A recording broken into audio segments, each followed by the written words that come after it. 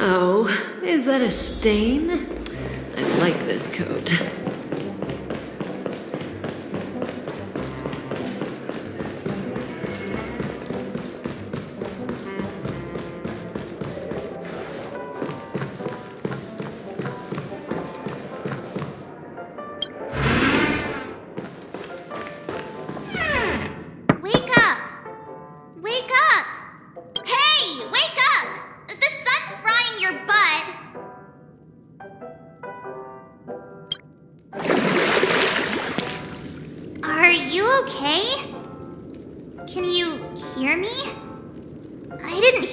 From your room, and it really freaked me out.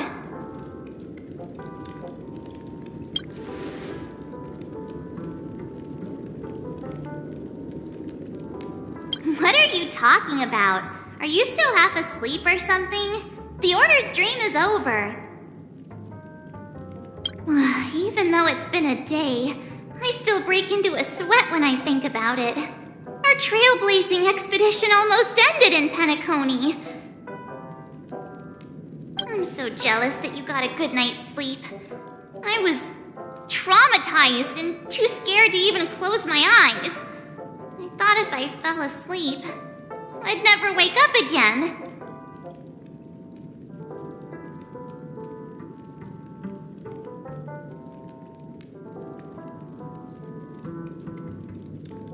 The Stellaron was sealed while you were sleeping. The ordinary people in Penacony have no idea what happened.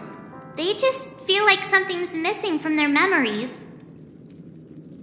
The family's official statement was like, "The Charmony Festival was attacked by an unidentified Stellaron and came to a halt." After all, they can't just reveal the truth about the Order. Now, all the major lineages, except for the Oak family, are dealing with the aftermath. The family has invited the crew to the Radiant Feldspar as witnesses for an important meeting. Everyone's waiting for you, so hurry up and pack. We're leaving as soon as you're ready.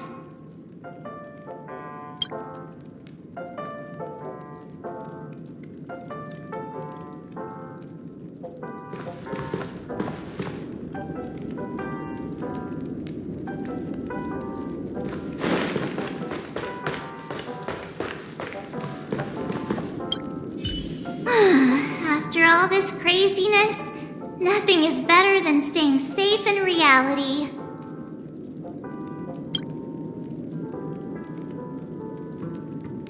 It's a massive airship, and it's awesome! I heard it's never shown to the public. Only VIP guests of the family get to board it and enjoy the breathtaking views of Penacony. The Iris family sent us a bunch of souvenirs. Fruit baskets, plus this fancy button model. After you're back on your feet, you can enjoy them all. We are pretty much celebrities on the planet of festivities now, aren't we?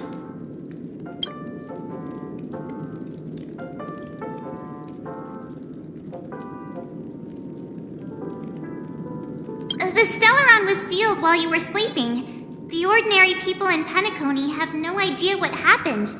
They just feel like something's missing from their memories. The family's official statement was like, "The Charmony Festival was attacked by an unidentified Stellaron and came to a halt." Now all the major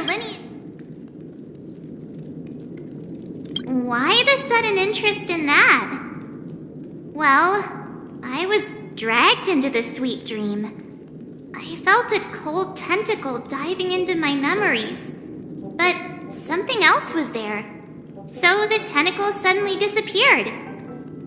And then I dreamed about stuffing my face with delicious food and going on a shopping spree.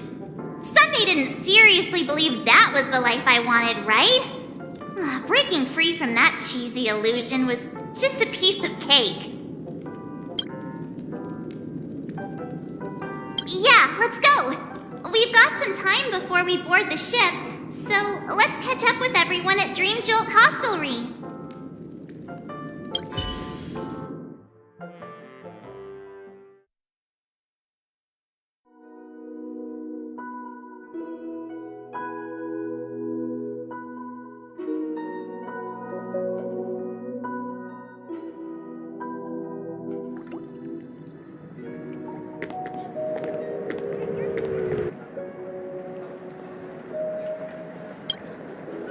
How extravagant. Just like Epsilon. How was it? Did it live up to your dreamscape expectations? You already asked that when we first got here. Yeah, and you said no back then. But after all this madness, I'd say you've grown fond of it.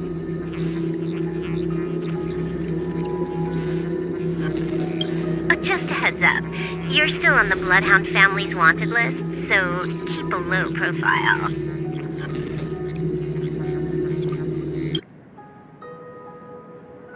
And this time, it's Firefly in the picture, not Sam. That's gotta be a whole new experience for you, right? Indeed. In Kafka's words, that's also a missing part of my life. Still, it'd be quite inconvenient if I can't move freely. Could you help me out, Silverwolf? I knew you'd say that. Don't worry. I've hacked all the systems and left no trace. Don't do anything that may draw attention, and don't talk with guards. They might recognize you. Keep these 2 points in mind, and you can go wherever you want, unbothered. Thank you. No problem, Miss Samuel. I love this fake name. Now that we're done here in Penacony, what will you do in your free time? I hear the Genius Society is here. How about we go stir up some excitement?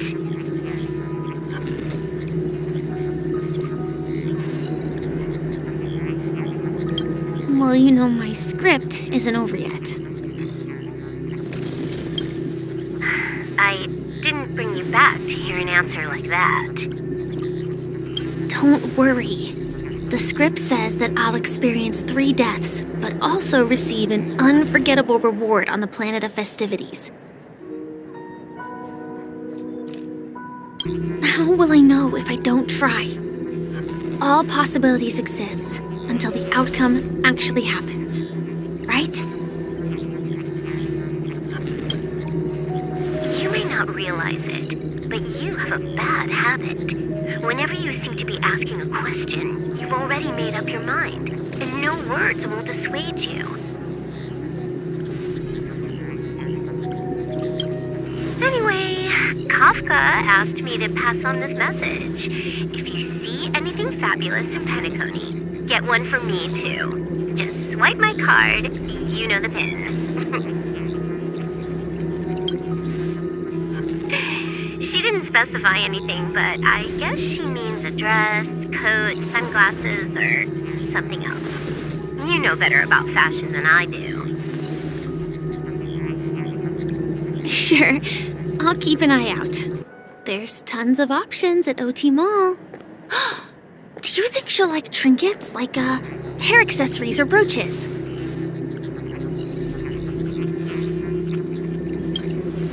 Those sound more like something for young girls. Maybe you should keep them for yourself. Oh, by the way, Blade didn't explicitly say it, but I think he was trying to say something like, temptation will show up again in Penacony. He's always so subtle with his words. Got it. He was just worried about me. Relax, Silverwolf. You know me. I won't do anything crazy. I just want to wander around and see more of the world for myself. I want to buy some oatcake rolls. I've had a cake roll every day since I arrived in Penacony, from the first day to the last. But today, I'll buy 2 and give you 1. And if you don't like them, I'll enjoy double the pleasure. Or I can bring one to Kafka, as she never refuses. Or maybe I'll give it to Blade. He'll appreciate it.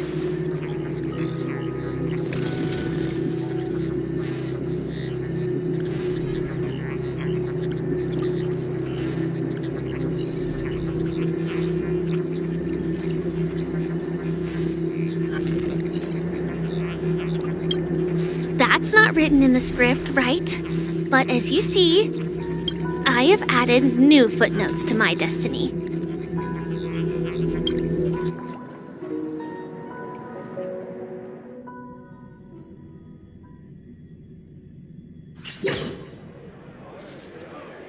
Welcome, Director Topaz. The family ambassadors are still inside making preparations, but the big boss hasn't arrived yet. It'll be a while before the conference starts, I'm afraid. Huh. Quite a spectacle. The family really knows how to make things look impressive.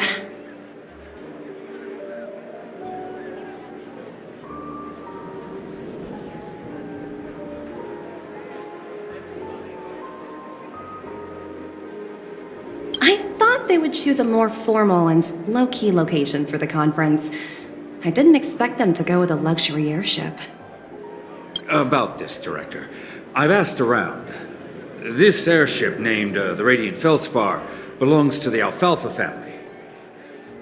This conference between the IPC and the family will have a direct impact on Penacony's future. Such an important event should have been held at well, somewhere secretive in the moment of morning dew. The atmosphere here, it doesn't feel serious enough. If I'm right, this conference is probably just a prelude. Whoever organized it wants to assess the IPC stance beforehand. This influential figure either has their own ambitions and wants to reach a preliminary agreement, or they plan to put pressure on us to make us back off. Oh, your mind is always so sharp, Director Topaz. And when the big boss arrives, please remind her to be cautious and watch out for any traps.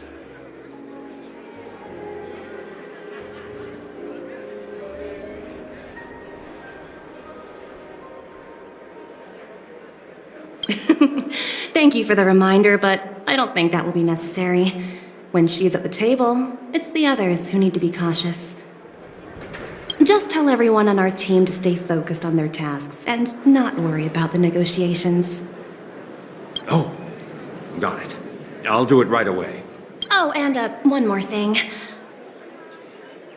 Don't call Miss Jade Big Boss in front of her, or there will be serious consequences. I mean, really serious.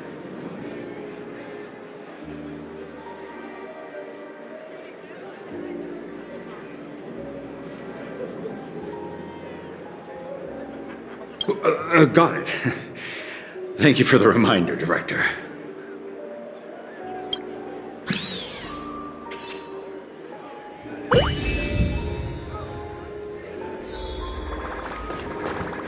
Tripped and fell right here. Just completely face planted.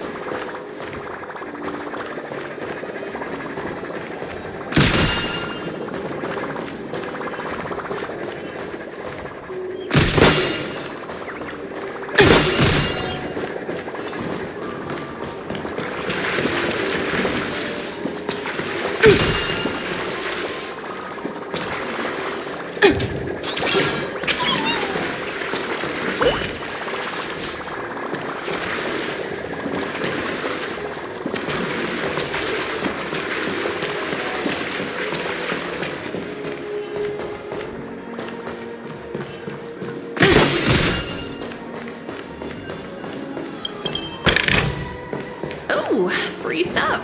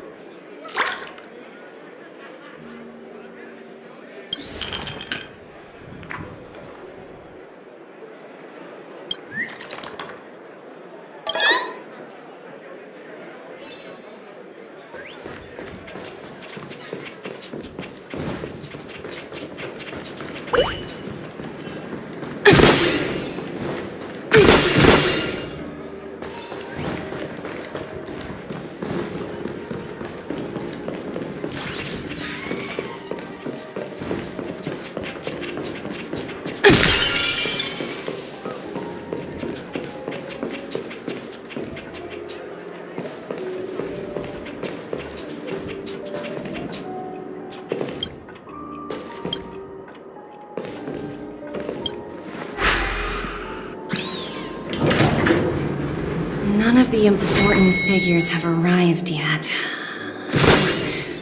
Looks like the conference won't be starting for a while. Such a bustling place. I think I'll take a little walk around.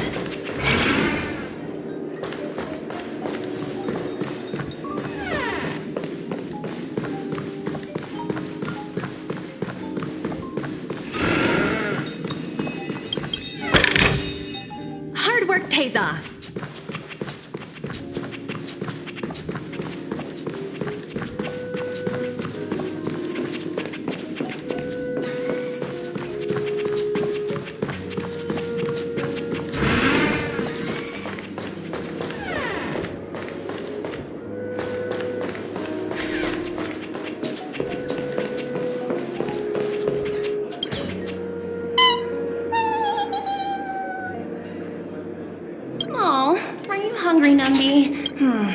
Food in the dream.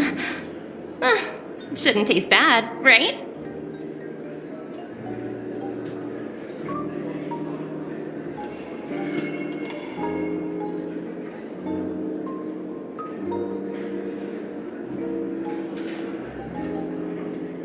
Numpy!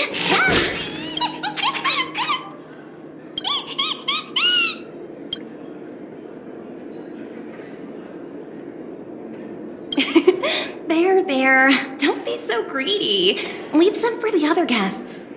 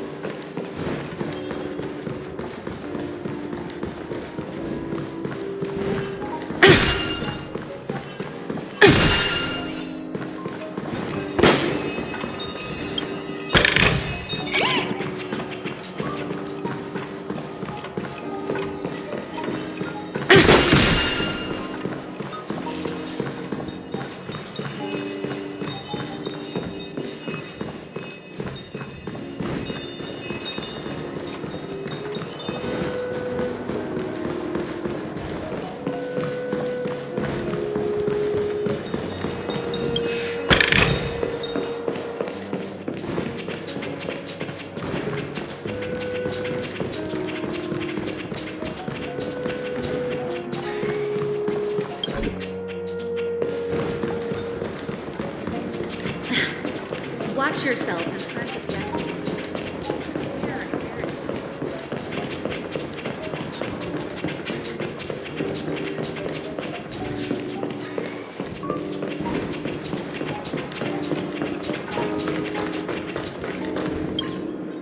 So many buttons.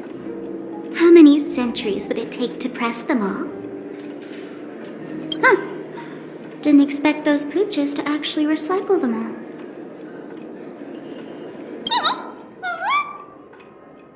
Huh? What are these?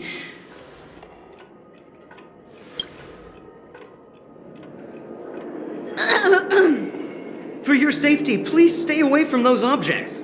For my safety? Are these buttons something dangerous? Not exactly. Lately there's been a prankster in the Sweet Dream who's been handing out strange button devices to anyone he meets. According to those involved, he said something like, "Just press this button and all of Penacony will explode!" Luckily, no one believed him. Still, the Bloodhound family collected these buttons just to be on the safe side.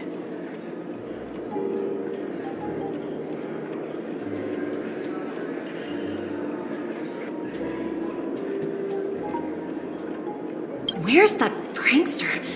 Haven't the hounds caught him yet? Yeah, that guy has some skills, I'll have to admit that. However, You know, the Bloodhound family won't give up. Whoever disrupts order in the dreamscape will face severe consequences. Anyway, the family will deal with these things. Please kindly keep your distance.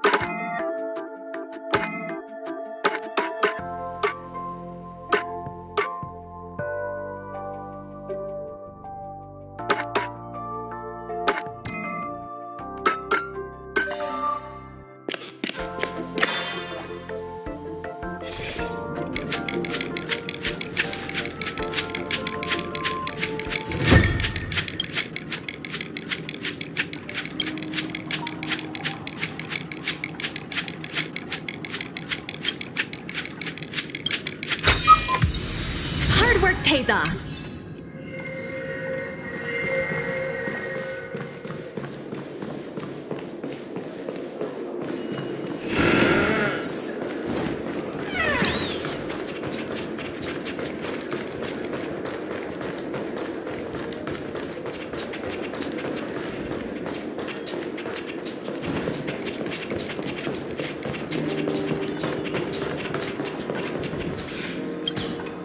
Greetings, madame. What can I do for you? Hello. Could you tell me more about the Radiant Feldspar? I assume you are the ambassador of the IPC Strategic Investment Department. It's my honor to assist you. The Radiant Feldspar is owned by Mr. Odie Alfalfa, head of the Alfalfa family. Mr. Alfalfa invested a significant amount in building this luxurious airship an Ember era ago, and it has been sailing across the 12 hours of the dreamscape ever since. Oh, so it's owned by old Odie himself. No wonder the ship is so lavishly decorated. Indeed, Mr. Alfalfa has impeccable taste. Only the most prestigious guests are invited by the Alfalfa family to board this airship. Please allow me to continue my introduction. The Radiant Feldspar had been cruising over the Sea of Dreams in Penacony for an entire Ember era. But its voyage was temporarily halted due to the recent reverberation. Reverberation? Such a formal way of putting it. You're really downplaying the whole thing. I apologize. Please continue. Following the previous reverberation in the Sweet Dream, the Radiant Feldspar had to suspend its voyage temporarily. Thankfully, the factors that disrupted the dreamscape have been resolved. However, due to, well, certain special reasons, the Charmony Festival originally scheduled at the Penacony Grand Theater had to be temporarily postponed. So, Mr. Alfalfa suggested relocating the Charmony Festival to the Radiant Feldspar. taking this opportunity to announce the resumption of the airship's voyage. Ah, well, that would meet the family's needs and also create momentum for Mr. Alfalfa himself. Quite fitting for a legendary tycoon like him. Thank you for explaining matters to me. Goodbye.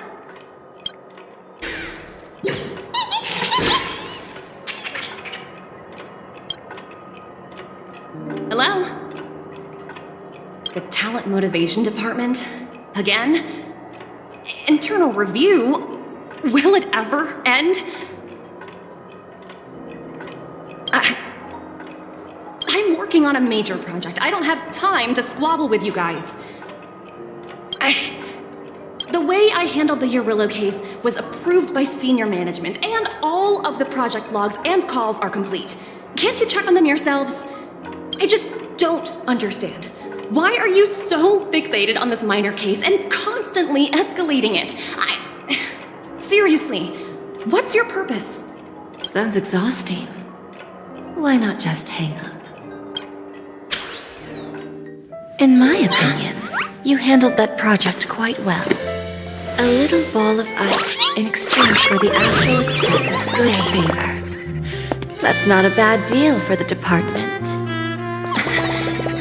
It's been a while, little Yelena. I've been looking forward to working with you. Never imagined this day would come so soon. Is there trouble? You can tell me anything. Just like old times. It's been a while, Madam Jade. I'm honored to have the opportunity to work with you.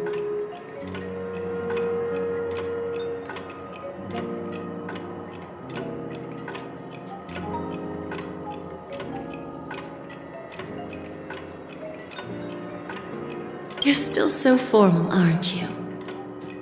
Forget about the hierarchy and treat me as your equal. No need for unnecessary titles like Madam. I'm sorry, but it might take some time to get used to that. After all, you are a senior. Well, now that we're both members of the 10 Stone Hearts, I need you to be at your best, especially since the upcoming negotiations leave no room for error.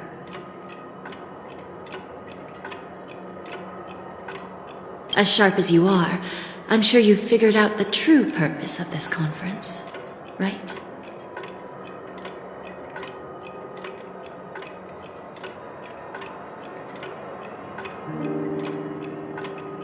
I believe old Oti has taken it upon himself to test our limits before the official negotiations between the IPC and Penacony. That's true, and it works in our favor. Do you know why? If we can reach some sort of agreement with old Oti beforehand, and gauge our opponent's boundaries, our future negotiations will go much more smoothly.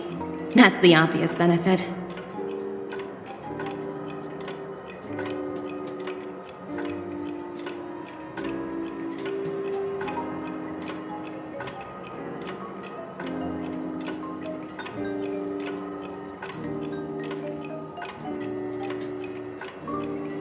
Exactly. And the hidden benefit is that as the head of the Alfalfa family, his actions suggest that the 5 lineages might not be as united as the Odes of Harmony would suggest. As long as the influence of Harmony hasn't completely permeated their core, personal desires will always have their way. Thankfully, influential figures in Penacony haven't entirely suppressed their own desires. It's similar to the power struggles within the IPC. The supposed all-for-one philosophy shared by the 5 lineages. It's just a slogan now that the Dream Master has gone. After the downfall of the Yoke family, old Oti's faction became the dominant force in Penacony. Even if we consider only the succession order, he's the longest serving and most senior among all the family heads. Yes, that's exactly why we need to handle the conference following an agreed-upon strategy. It's like playing a game of chess, where every move needs to be carefully thought out. Absolutely. The 3 steps of negotiation. Listen, test, and strike. That's what you taught me. Pretty clear. Although, you seem to have changed the order in the Yarilo case. That was based on my personal experience. I apologize for interrupting your conversation, but the family head is ready to meet the ambassadors from the Strategic Investment Department. Time to get to work. Let's prepare ourselves and meet that esteemed supporting actor. Remember, our goal is to create an opportunity for the IPC to enter Penacony. Aventurine has already made a small opening, and you and I, we're going to tear it wide open.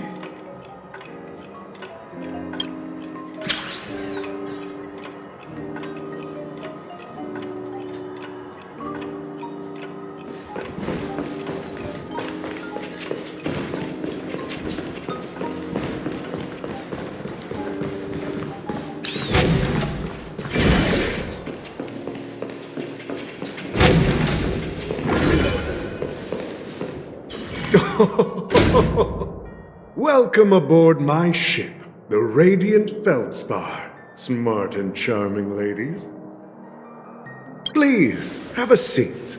Let's have a pleasant conversation.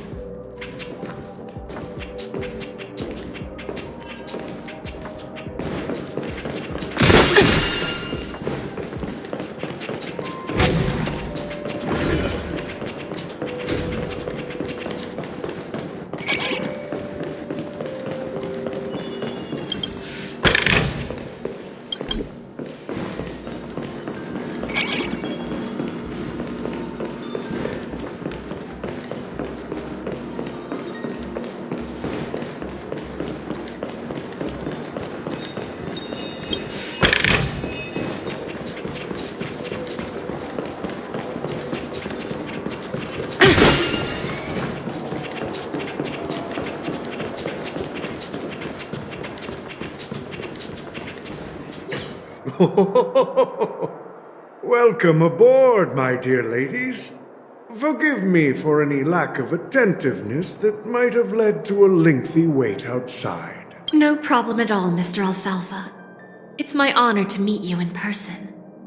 You may not be aware, but the book Odi Alfalfa, the biography, is a must-read for all Strategic Investment Department employees. After all, to many, you are the legendary figure who single-handedly built the Penacony economy. I expected no less from the 10 Stonehearts from the Strategic Investment Department. You're definitely skilled in the art of conversation. I always enjoy talking to smart people because we don't have to beat around the bush. We can just get straight to the point instead. Since I invited you IPC ambassadors on board, I'm sure you've figured out the topic I'd like to discuss, yes? The future of Penacony, if I'm not mistaken. Precisely. Those few words represent a terribly complicated situation indeed. Let's take that golden-haired guy who's not showing up, for example. He put in great effort and almost got himself killed. But what was it all for? Wasn't it eventually to create an opportunity for you IPC to regain control of the precious Astana? The wisdom and experience you've accumulated over 10 Amber Eras are truly impressive. Let's assume your assumptions are correct, Mr. Alfalfa. How would you respond to the IPC's actions? I appreciate your composure, Miss Jade. You must have witnessed much in your worldly experiences. However, perhaps you don't know much about Penacony. Old Oti won't sit idly by when faced with a greedy wolf.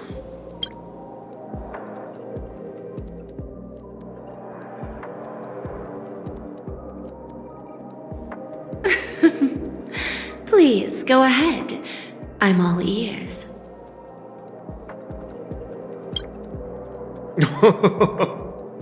Then I'll be straightforward. I requested this meeting before the official conference to dissuade the Strategic Investment Department from trying to lay a finger on Penacony. If you back off now, you can make a smooth exit and prevent the IPC from losing face during more important negotiations. One of our P-45 executives was attacked and nearly killed in the dreamscape. The IPC can't simply ignore this incident. Moreover, considering the turbulence during the Charmony Festival, Penacony's credibility has taken a hit in the public's eyes. Despite your determined attitude, the issues plaguing Penacony are real, are they not? You use the term real, Miss Topaz, but let's not forget that this is the realm of dreams. If you want to succeed here, you need ambition and unconventional thinking. Curious about how I plan to respond to the IPC? Well, I don't mind sharing. My actions will help Penacony take a significant step forward by self-listing and going public. Going public? If I'm not mistaken, you want to bypass the IPC and go public on a universal scale. Precisely. Instead of watching the IPC gnaw away at Penacony, I'd prefer to open the doors of the sweet dream to the entire universe. Starting today, anyone in the cosmos can become a shareholder of the land of the dreams. This is the path of harmony I'll choose.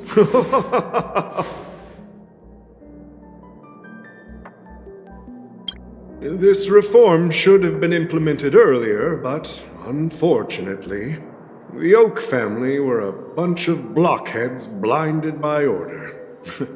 Their level of intellectual flexibility doesn't even come close to an old fellow like me. Thanks to the little reverberation earlier, the biggest obstacle between me and my reforms has been eliminated. The Alfalfa family will publicize the financial results of Sweet Dream Paradise, so that the entire universe can see that despite the catastrophe, Penacony still holds immense potential and opportunities, and that the family remains confident in its future.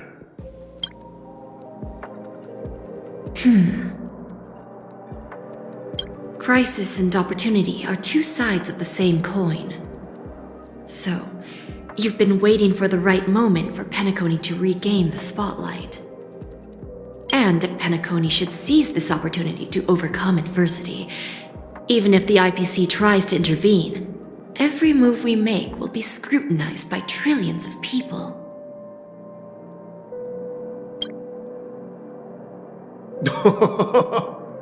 Now I'm convinced that you've indeed familiarized yourself with my biography, Miss Jade. So, about your next move. Please, consider it carefully. Indeed. We need some time to digest such a wealth of information.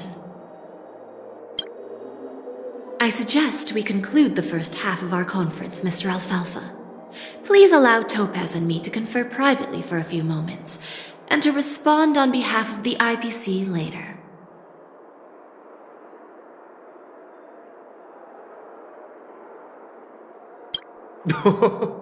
Of course.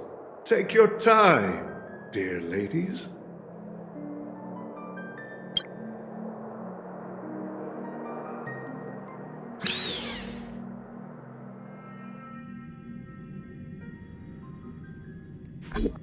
The Alfalfa family had a meeting with the IPC? I got this information from a message sent by that IPC ambassador.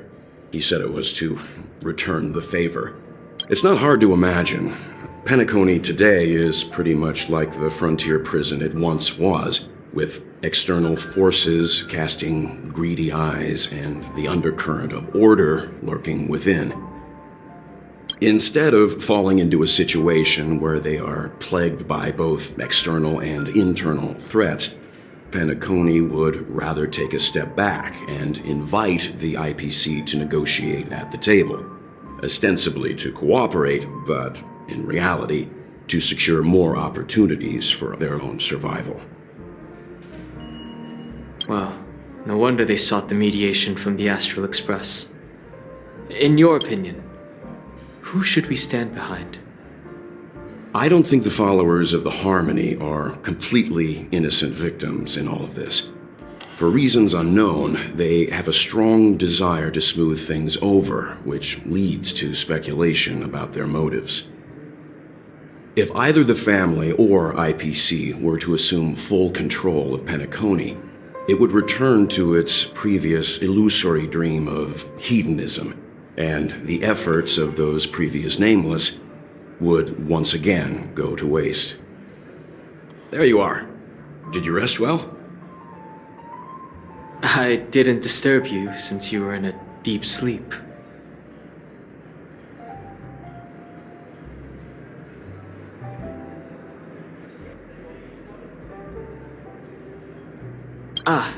She went to negotiate with the family as a representative of the crew. She'll contact us once her arrangements are ready.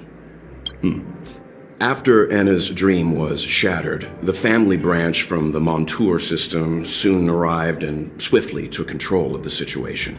Most members of the Oak family fell unconscious, but fortunately, their lives were not in danger. The mastermind behind the plans was confirmed to be Gopher Wood, the previous Dream Master. But by the time we arrived, he was dead already.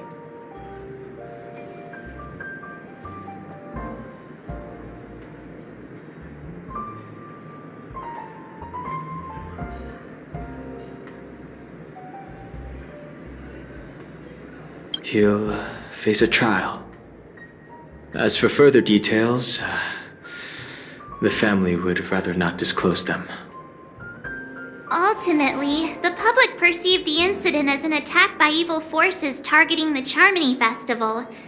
They believe the family failed to safeguard the sweet dream, significantly eroding their credibility in the process.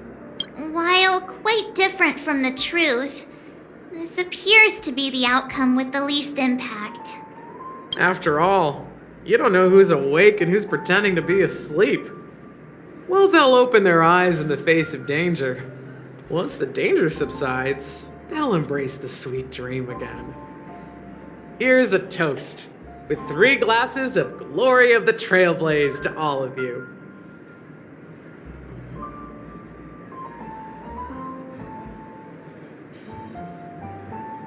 Yeah, it's good to see you all again.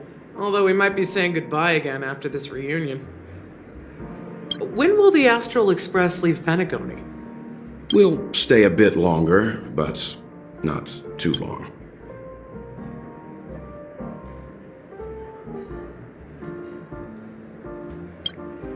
So, this is our final meeting then?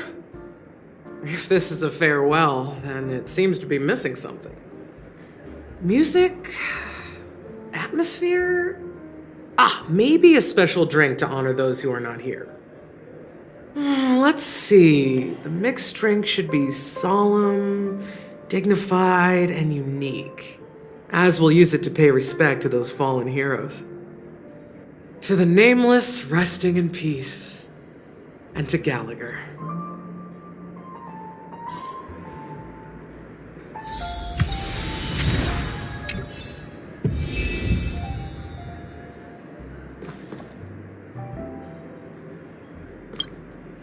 This trailblazing expedition has been thrilling and memorable. Hopefully we've all gained insights about ideals, paranoia, clarity, and dreams from the experiences we've had.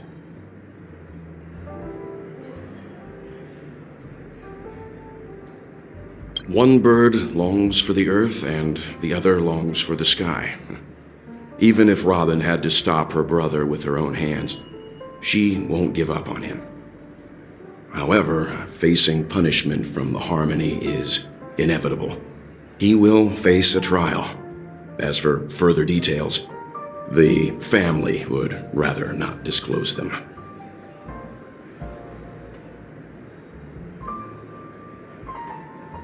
Since the family took up residence in Penacony, the Order has been hiding in plain sight under the guise of the Oak family, using the Stellaron's power to strengthen their hold on the Sweet Dream, which eventually resulted in disaster. That's the claim the family makes. Whether they were truly unaware of all this is a delicate matter.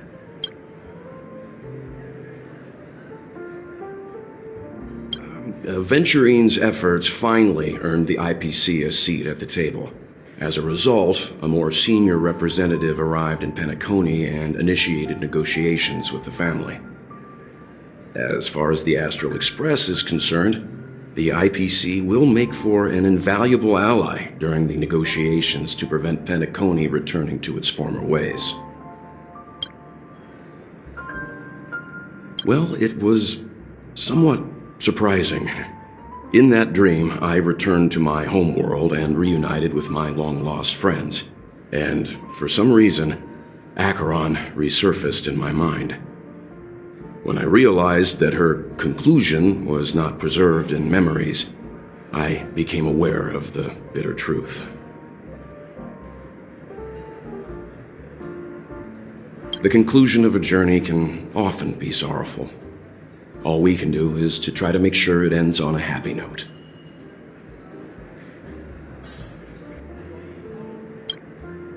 It's rare for all passengers to leave the Express together during a trailblazing expedition. But for Penacony, it seems most appropriate. Given the conductor's presence, there's no need to worry about it. However, it's crucial that we soon return to inform Pom Pom about, the Nameless. In my dream, the Express stopped at many places, and passengers came and went. However, the 5 of us were always present, and the journey seemed never ending. Perhaps this could be a deep-seated desire inside me, and upon realizing this, I knew it wasn't real.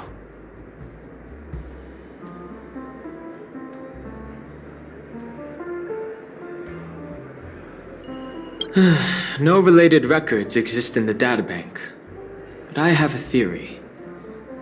The hidden dangers of the Order have always been within the Harmony, and this issue existed within the family from the very beginning. However, now that more powers in the universe are aware of this secret, the situation in the cosmos will become more complicated. Like I said, we'll go and see. Once we've packed everything, we should head to our next destination.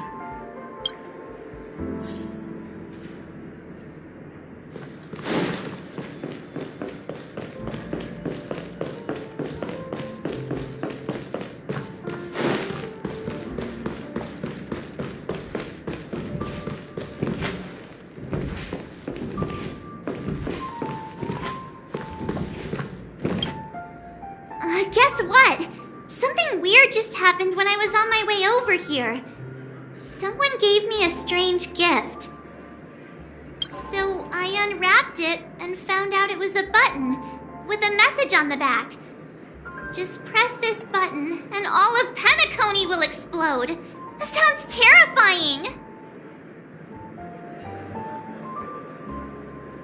But who would launch such an obvious attack? They just want to stir up chaos.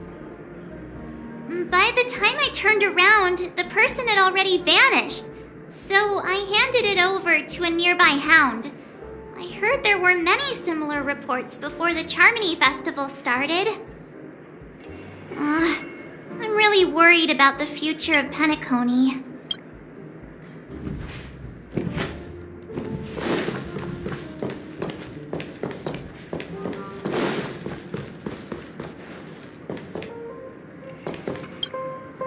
Ready to mix your drink?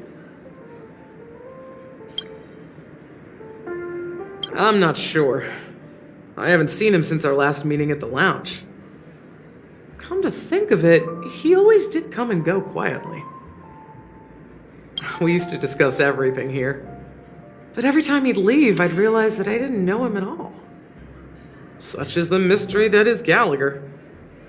I have a hunch. Perhaps he's already fulfilled his wishes and won't be coming back.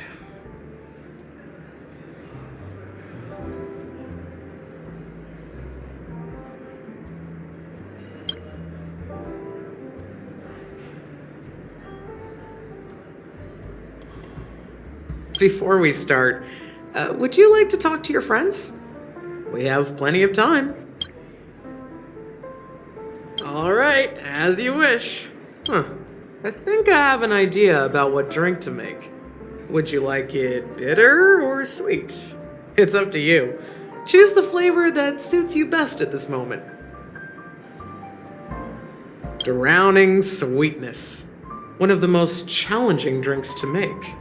A slight imbalance in the ingredients can result in an overwhelmingly viscous sweet taste. However, with the right ratios, you get a uniquely sweet drink with a lingering aftertaste. Not a bad choice. Let's start mixing.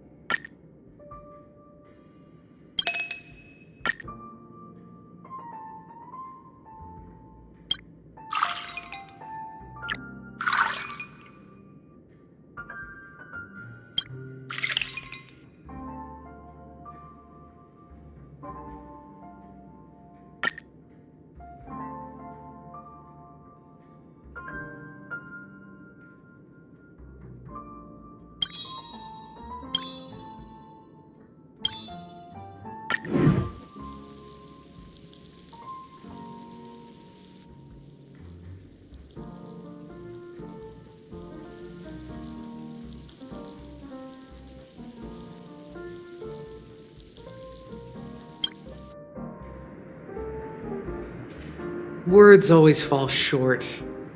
If you want to bring closure to past events at this lounge, there's no better way than mixing a drink. Blend all your memories and emotions together and stir them well.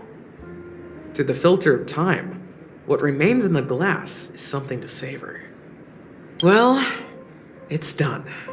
Here's to the Nameless resting in peace, and to my friend Gallagher. The spirit of freedom will spread far and wide among the stars, and its legacy will be more timeless than a pastoral song. We're not accepted by the outside world, so we've gathered here. And one day, our souls will return to the same place. Cheers.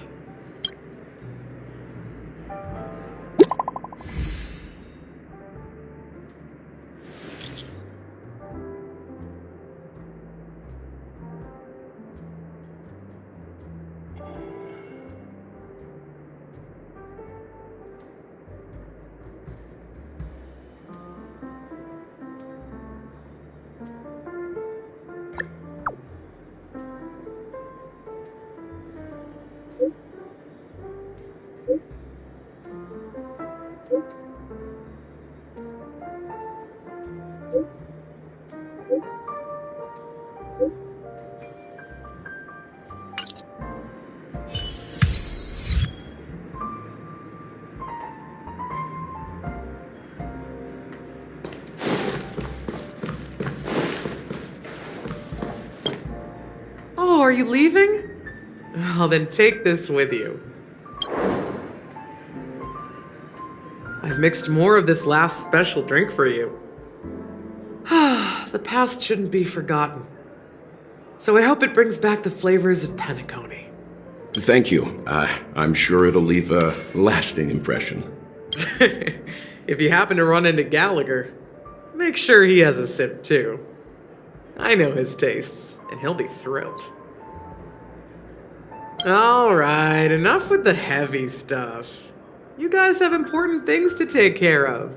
So let's not dwell on things. Whether it's the astralexpress or Penacony, there's still a long journey ahead. So let's lift our spirits, guys! And embark towards our tomorrows.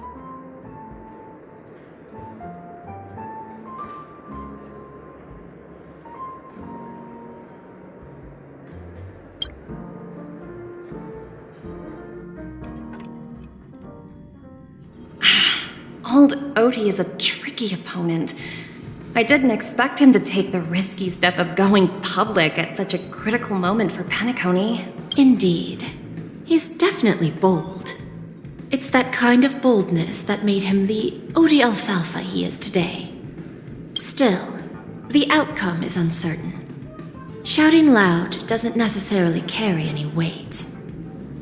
What about the phone call I asked you to make, Topaz? They agreed. But it'll take some time before they arrive. Just as it should be. The sweet dew should be served after the bitter poison. Looks like we'll be skipping the exchanging apples step this time around. Now that we're dealing with a greedy merchant, a simple apple wouldn't make a difference. Well, I guess I included myself in that remark too. Now I'm a bit curious, Topaz. Do you think Penacony is a quality asset? Yes. Despite its recent calamity, Penacony remains a top-quality asset within the cosmos, with good credit, lucrative potential, and promising prospects. Well, that's obvious. But what I truly wanted to know is, this project is obviously too bland for your taste, isn't it? That's true. I wouldn't be here if it weren't for Aventurine. But despite that, you trust him. You even entrusted him with a cornerstone. Something as precious as life itself, to finish this gamble.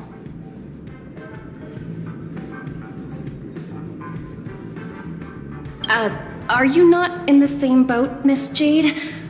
Without us playing along, your Jade Stone wouldn't have made it across the border so easily, allowing you to see all desires that flow through dreams to gain a bargaining chip in negotiations. That's why I'm willing to stake my Topaz Stone to cover for you. It's like one big, elaborate game of chess.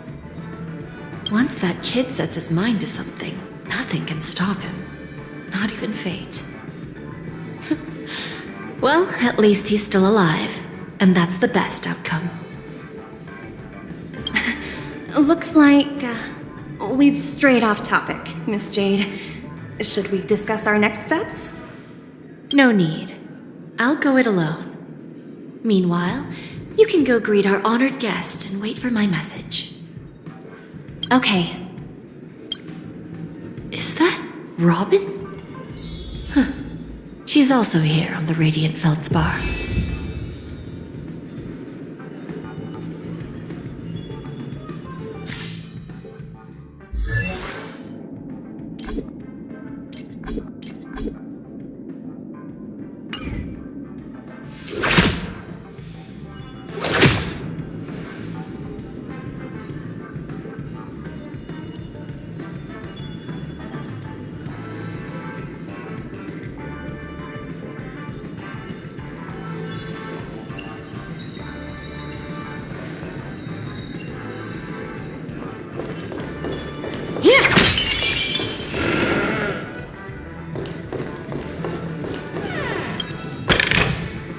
Is that all?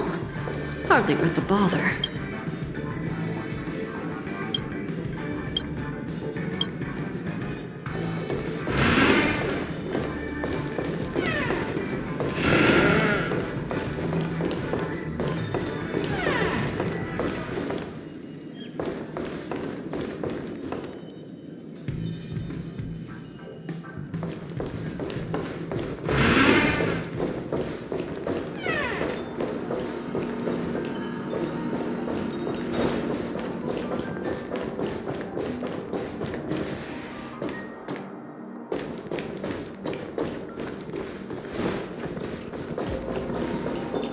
There's a good child. Do as you're told. Yeah.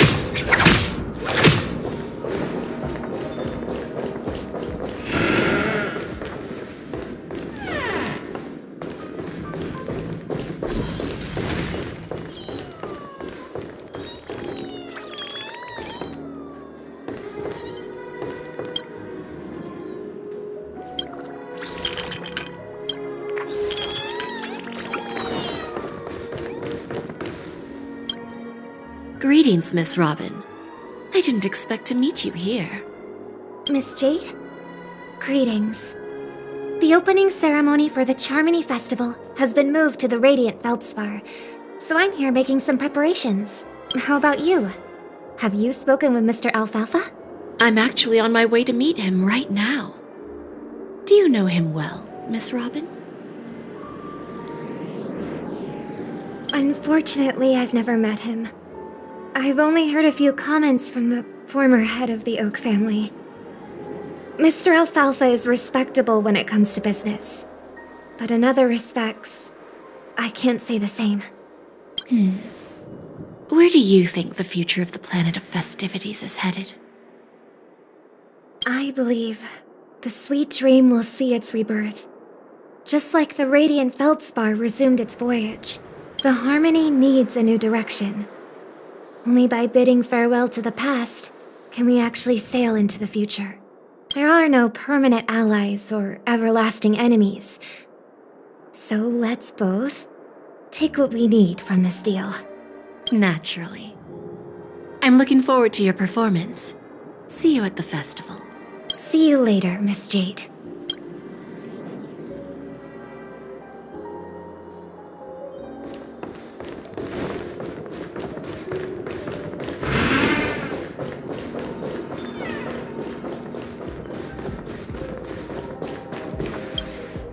Thank you for your patience, Mr. Alfalfa. Let's continue our discussion. Figured out something already, Miss Jade? But where is Miss Topaz?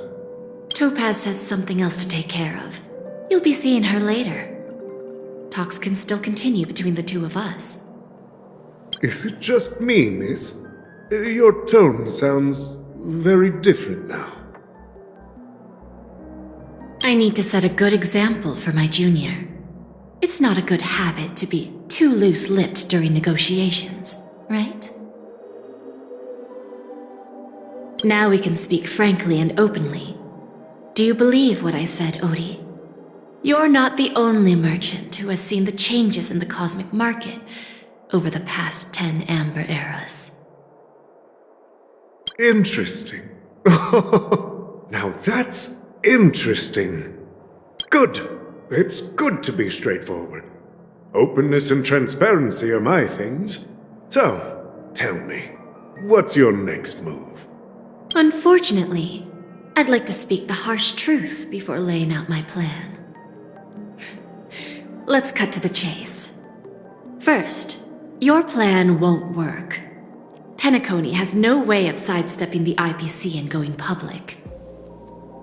Second, you can't stop the IPC from entering Penacony. We've got all the time and connections in the world to find a way in. We'll keep tearing down and rebuilding this place until the Asdana system gets used to the IPC's ways again.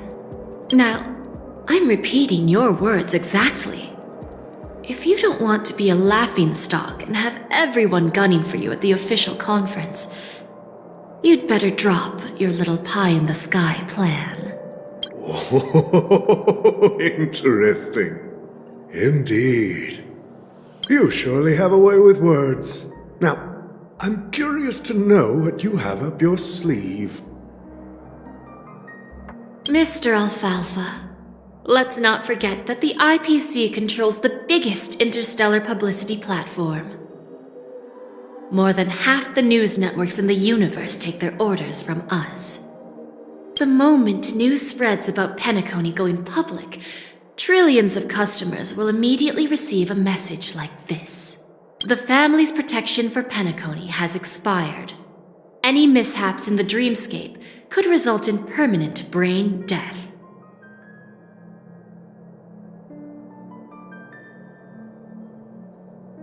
guess how many ways we have to turn Alfalfa credits into worthless junk within a measly 24 system hours? With the entire cosmos keeping a close eye on Penacony, I assure you, it won't be too hard. You really think you can pull that off? Even from Pier Point, as distant as it may be, I'm more than capable of keeping you on a tight leash. However, if you agree to give up that half-baked plan to go public, the IPC will assure you that we'll never jeopardize the interests of the family heads under your leadership. After all, we also need allies here in Asdana. The IPC can assist Penacony with financing, starting by acquiring 30% equity shares. With our financial support, stabilizing and rebuilding Penacony will be a piece of cake. 30% equity, you say? Who can guarantee you won't want more in the future? That's the brilliant part of it all. The answer is simple. No one. There are no guarantees. It all hinges on self-awareness and mutual respect. However, the board of directors will consider the interests of the family heads to some extent. You're a smart merchant, old Odie. Isn't the whole purpose of this elaborate game to showcase your business acumen and seek more benefits for the family? It benefits us if we both take a step back. And if that's not enough for you, I'm pretty sure that another goal of making Penacony go public is to expand the influence of the Planet of Festivities and attract more customers. I understand your concern, and I have a solution for that, too. Fine. Now I see your sincerity.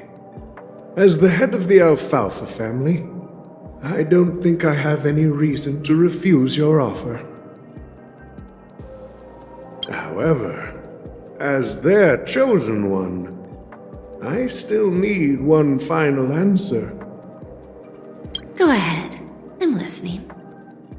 When I was a child, I heard the adults recite the tale of the ancient Amber Era, about the ascension of Shipe, the Harmony, and the downfall of Enna, the Order.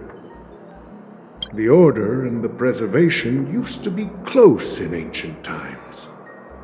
So, why does the IPC, as a follower of the Amber Lord, seek collaboration with the family instead of aligning with the Order? The answer is simpler than you think. It's all about credits. Everyone's favorite thing and the universally recognized currency among the stars. The IPC has the power to perpetually ensure their value. With each new world integrated into the credit system, the IPC adds another building block to its cause. Eventually, all exchanges, capital, and businesses will operate within a unified monetary system. By then, all planetary developments will be recorded in accounts with well-defined values and the ability for exchange and circulation. And the heart of everything will be Klepoth's credit.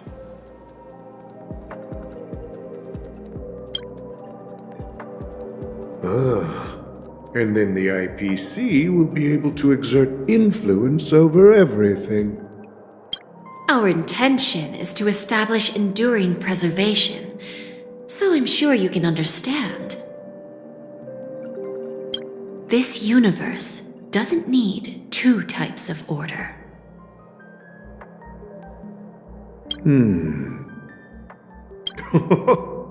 Well said. Now you've convinced me. All right. Tell me your solution. Let's see if we're thinking the same thing. Then let's continue our conversation. Please, Topaz, invite Sweet Dew to join us at the table.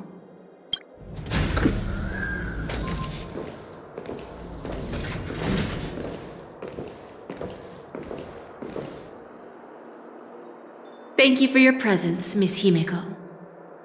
Please allow me to introduce her to you, Mr. Alfalfa. This is Miss Himeko from the Astralexpress, one of the future shareholders of Penacony.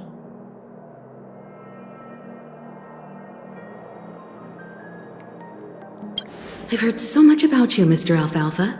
It's an honor to meet you as representative of the Astral Express. This stunning lady is the navigator of the Astral Express? It's a pleasure to meet you. I believe everyone here is familiar with the general contents of the proposal. After this round of financing, the IPC is expected to hold 30% of Penacony's shares. Then, the IPC will transfer 5% of that stake to the Astral Express and recommend Miss Himeko as an independent director to honor the sacrifices and contributions made by the former Nameless to the land of the dreams.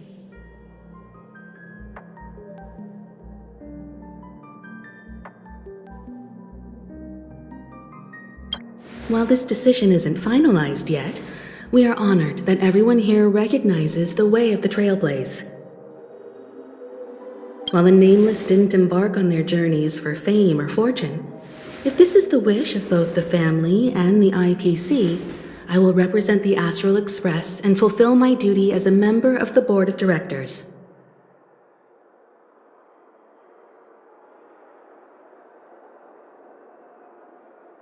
The entire crew has agreed to assist in the reconstruction of Penacony. Beyond that, in our future travels, we are committed to bringing the beautiful dreams of the planet of festivities to more worlds.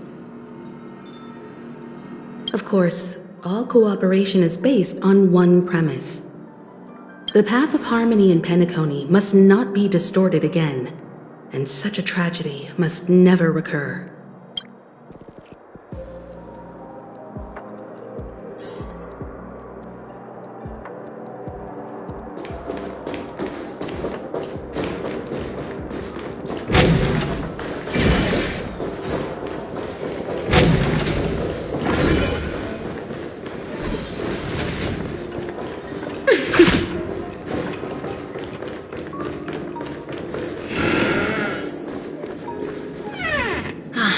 Old OT is in agreement, so the issue is settled, I presume.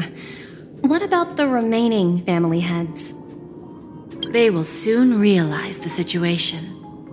When old Odie answered the last question, he represented more than just the Alfalfa family. When should we schedule the formal negotiations? I'll handle the arrangements. It's all up to you. I'll step back and let you handle the negotiations and takeover. I won't be involved. But Miss Jade, this is... Aventurine initiated this case, and you were his project partner. If that kid hadn't overplayed his hand, I wouldn't have been pushed to the forefront. I came here today to help you sort out the toughest issue. I trust you'll be able to wrap things up quite nicely, little Yelena. Of course, there won't be any problems. And please, give Diamond my assurance. Don't worry. Diamond has always trusted us. I'll put in a good word for you, and you'll have your P45 position back in no time.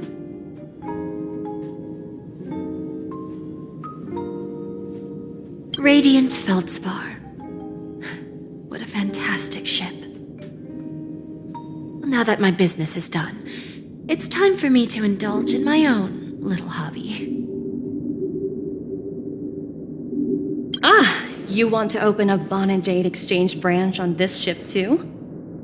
Opportunities like this don't come around often.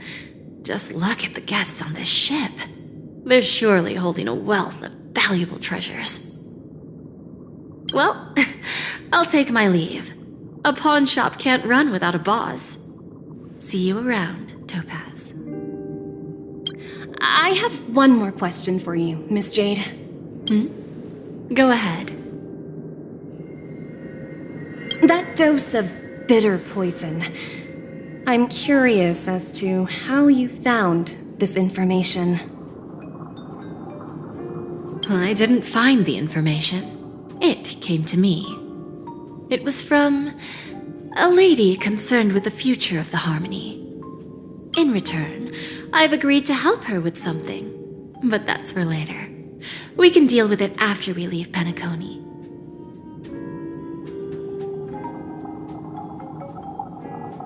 You see, that's what investment is all about. The seeds of opportunity are already sown. They only need a little bit of nourishment to take root. And then after, all we need to do is wait patiently. Like right now, for example. It's just about time my final guest boarded the ship.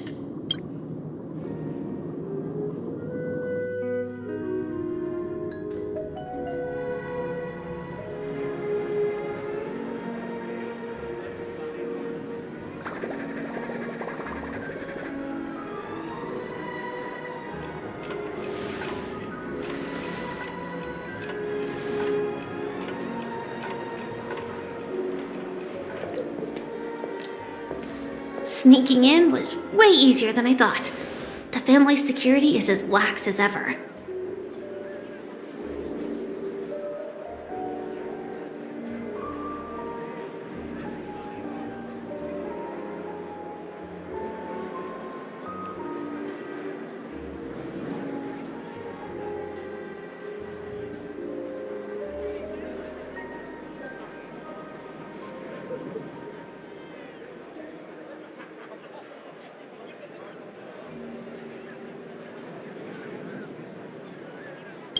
So, this is the Radiant Feldspar.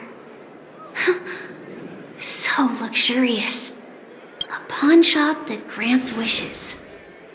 Is there really a place like that on the ship? I'll find out for myself if the rumors are true or not.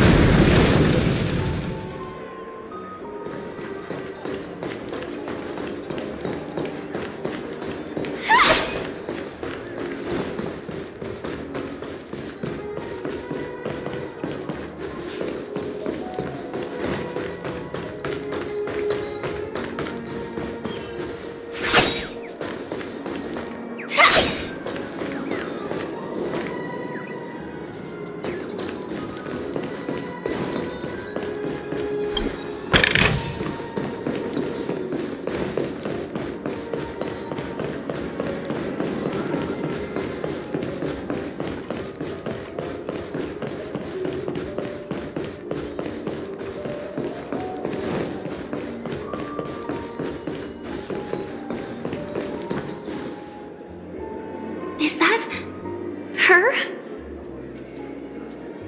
Huh. Vanished in the blink of an eye. So the astralexpress is here too. But inspection complete. Nothing suspicious.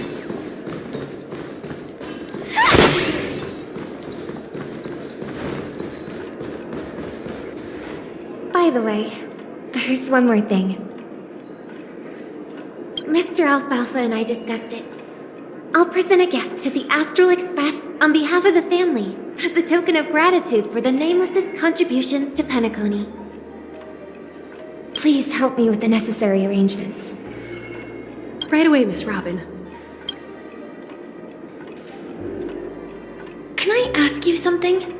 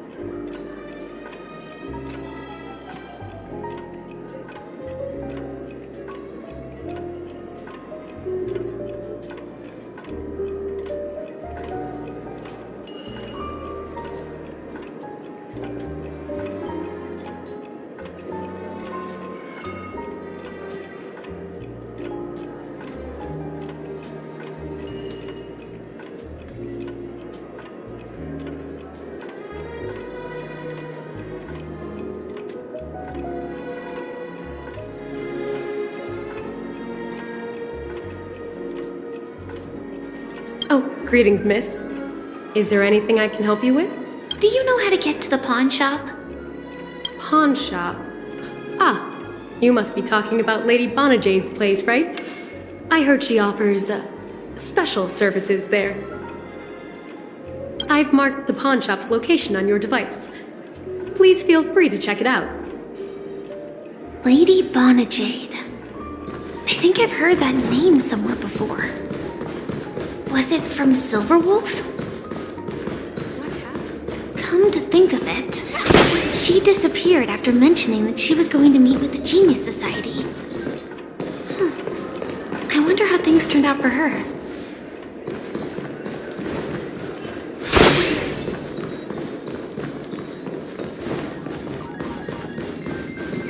I want to play some more!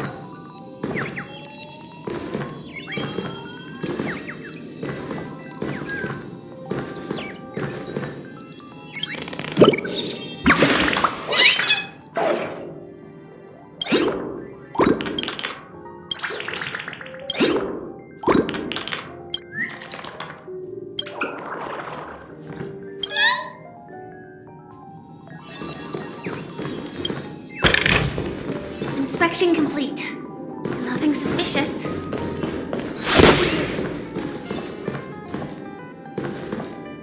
If I win, your chest is mine. Who said I was betting with you? I did. They are still a ball of fire as ever.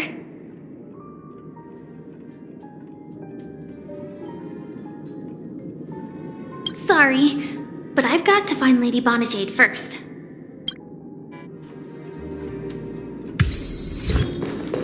No, it's not the best time to do that. Sorry, but I've got to find Lady...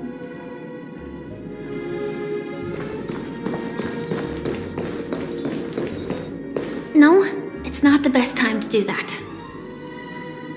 Sorry,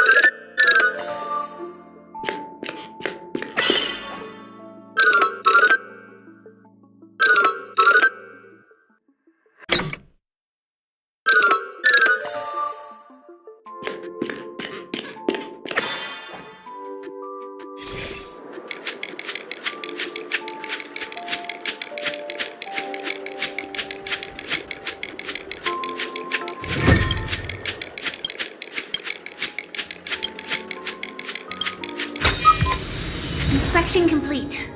Nothing suspicious.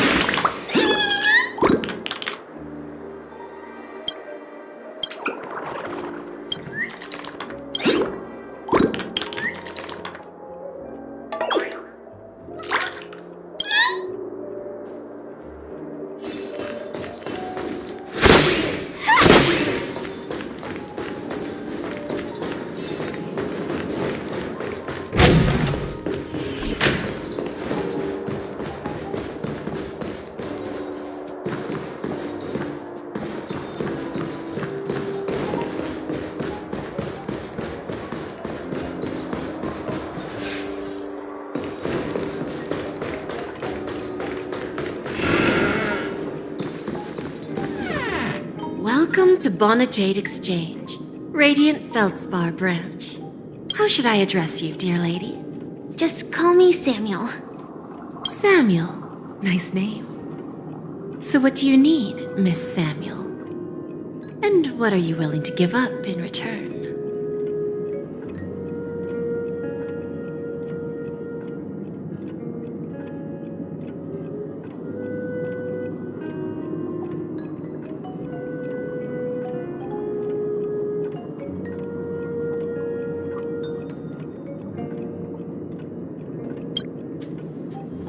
To keep on living. And for that, I'm willing to give up everything I have. Everything you have? That's right. Everything. Miss Samuel, I think you'd best turn around. It seems you're not quite familiar with the term pawn. What do you mean? I mean it literally. I sense your burning desire to live, but unfortunately, you don't have anything of equal value to offer. Okay. A pawn shop that grants wishes. I see. It's just a marketing gimmick. Well, that's quite a harsh accusation. I understand you may not fully comprehend what I mean, but don't worry. I'll help you understand. Go and talk to these people. They're all customers of my pawn shop. See for yourself if their wishes have come true. Once you've done that, come back to me. I'll help you understand the true meaning of pawn and make you realize what you're missing. That Lady Bonajade feels more like a money lender rather than the owner of a pawn shop. Well, I've got nothing better to do anyway. I'll do as she says and see what happens.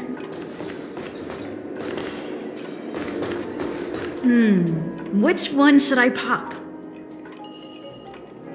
1, 2, 3, 4, 5, Don Hung and Void Ranger Jive! Don't change the words. No, it's not the best time to do that. Sorry. I'll catch up with you later.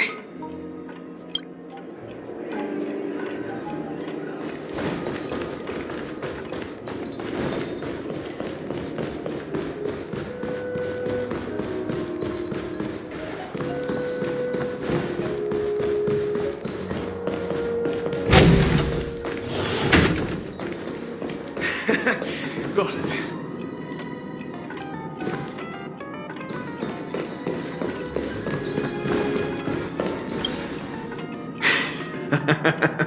You stupid little girl. Coming back to lose more money, huh? Enough talk. Let's get started. This will be our final game. I'm betting my entire fortune.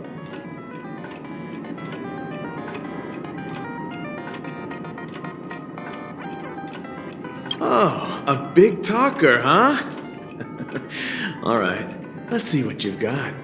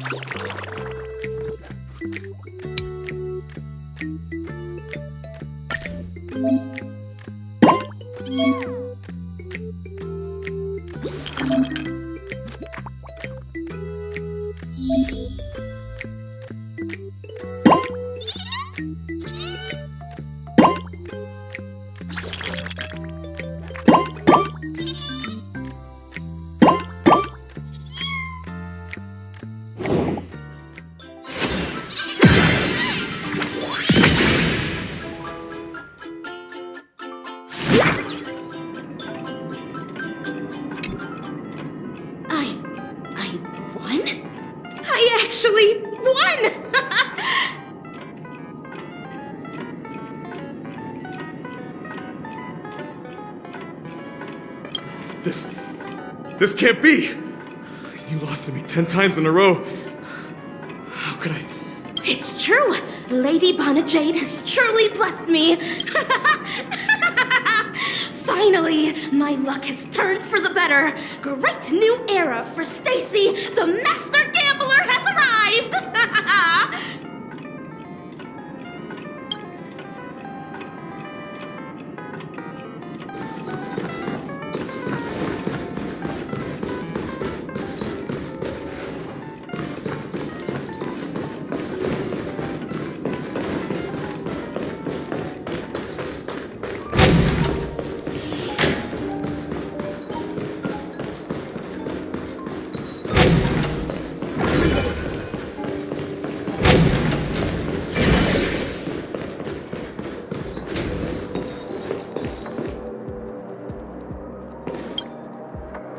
Prepared a gift for you, Dorothy.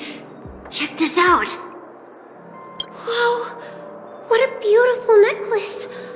Is it made of cymophane? It's stunning. How did you know I love jewelry made of cymophane? It has the same purple hue as the necklace my dad gave my mom. I've never told anyone about it.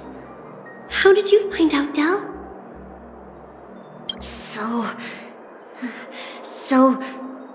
Well, will you go out with me?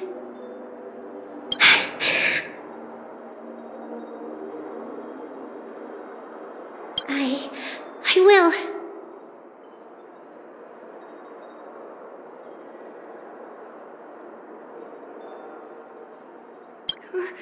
Really? I mean, really? I never said yes before because I thought you had no idea what I liked. But this gift made me realize you were actually paying attention all along, trying to learn everything about me. So yes, I will. Wonderful! My wish has actually come true! So, shall we go, Dorothy? Let's go outside and enjoy the stunning views of the 12 hours. Yeah, let's go.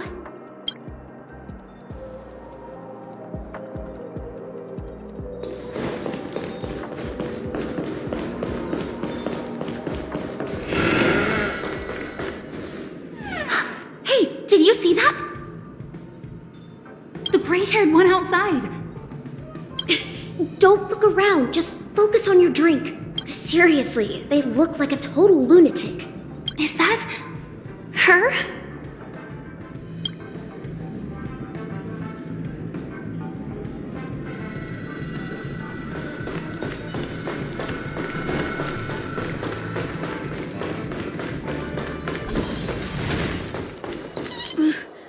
Chirp, chirp.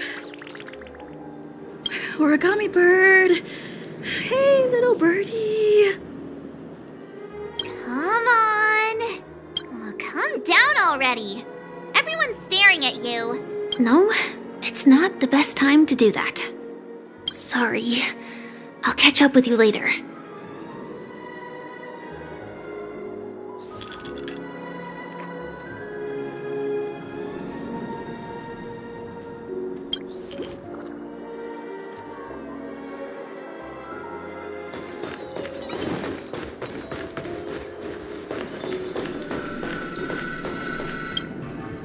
Yeah, you heard right. I've got him.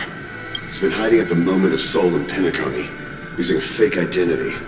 And he even posed as a professor at Paperfold Academy. I've made a deal with the family. I'll leave the extradition-related paperwork to you. How'd I find him? Well, let's just say I had some help from an influential figure. Don't ask for the details. 22 years. Yeah. 22 years of chasing this guy all over the cosmos. You know, never thought it'd end up like this. Right here. I'm gonna hang up for now, partner. I need to raise a glass to myself.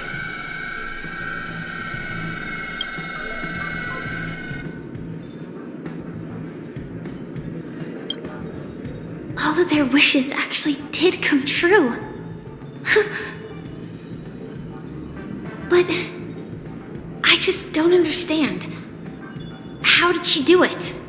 And what does pawn really mean? I should go back and ask.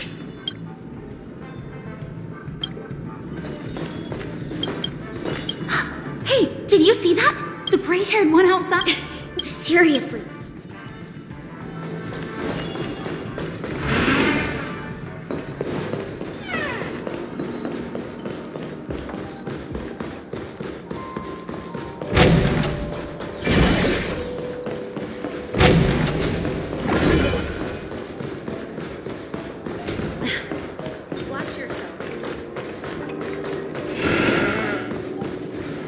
So you're back, Miss Samuel. Yeah. I found those people. And it seems their wishes did come true after visiting the Bonajade Exchange. But I'm not sure what you want me to see. They all seem to be living fulfilled lives. Not so fast. This step was just to show you that the Bonajade Exchange is genuine. That I had the power to grant their wishes. And now, I'll tell you the price they paid. Dell was from a wealthy family. He was head over heels for Dorothy and wanted to win her heart. So he made a deal with me. He put up his entire fortune in exchange for a gift that would impress Dorothy. It was a piece of cake for me, thanks to my IPC connections. However, Dell will soon find himself evicted from the dreamscape because he can't afford his room. Whether he can bounce back from poverty, well, that depends on him. Let's just hope that Necklace will keep their relationship from crumbling. Then there's Stacy, a lady with a gambling addiction. She wanted some serious luck, but she had nothing to offer, so I took something else instead. I took away all her close relationships. From the moment she stepped out of the Bonajade Exchange, every casino in the cosmos would remember her name. But her parents and siblings would sever ties with her, and it would be impossible for Stacy to make any real friends again. She will accrue a vast wealth due to her good luck, but she'll never be able to use it for the people who truly matter to her.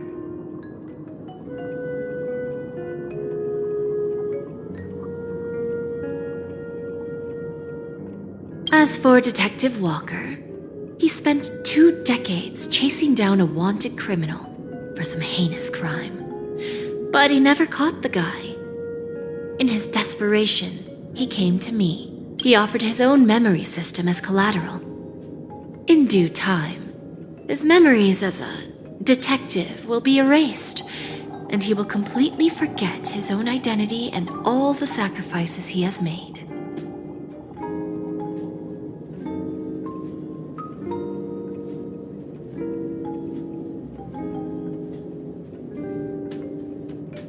Interesting, don't you think?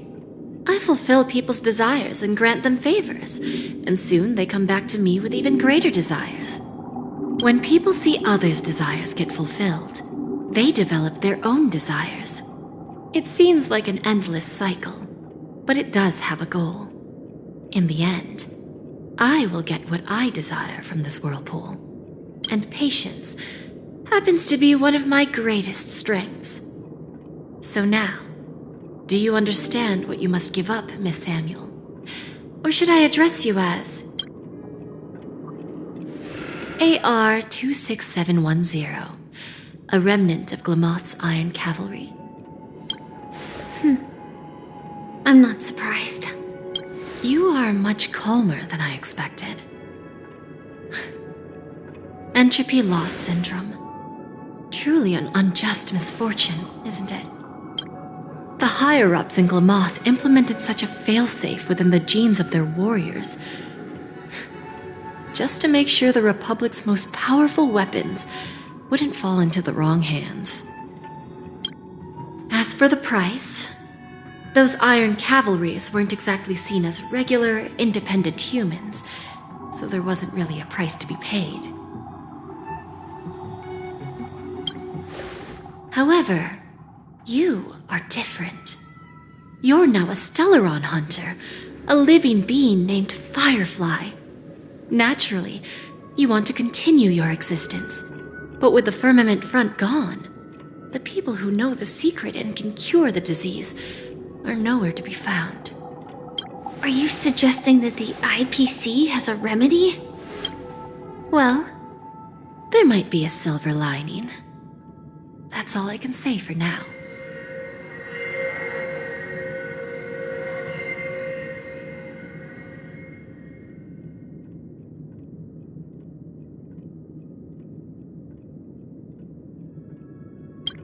I see. It's no wonder you said I can't provide anything of equal value.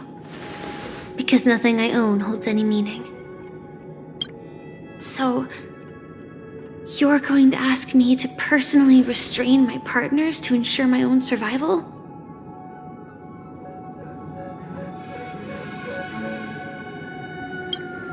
Unfortunately, that's not quite the case.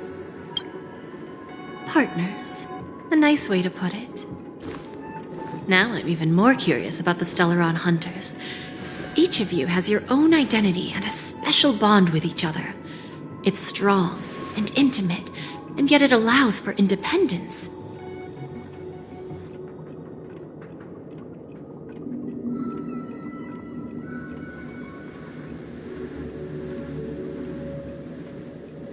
Just as the 10 Stonehearts follow Diamond, you follow your own leader. I wonder what they are like, and if all Stellaron hunters are like you. Traveling on the path of finality, but struggling against your destiny. Attempting to move in the opposite direction. I really hope that one day, all of you will come and visit my pawn shop. I'll be waiting patiently for that day. Can I see this as an invitation? From Diamond to the Stellaron Hunters while keeping the IPC in the dark? Consider it more of a personal offer from myself. It doesn't represent the IPC or the Strategic Investment Department. The Stellaron Hunters have interacted with the IPC, but not the 10 Stonehearts. Our paths have never crossed. As for your offer, I can pass it along to my partners. But I have a question. You know who I am. And you must know that my partner is keeping an eye on this room. If she wanted to, she could let the entirety of Purepoint know about it within a few mere seconds. What drives you to take such a risk and extend this invitation on behalf of Diamond, even if it could lead to your downfall? Simply put, you and I are the same. However, unlike you Stellaron Hunters or the Astralexpress, we band together merely to obtain what we want.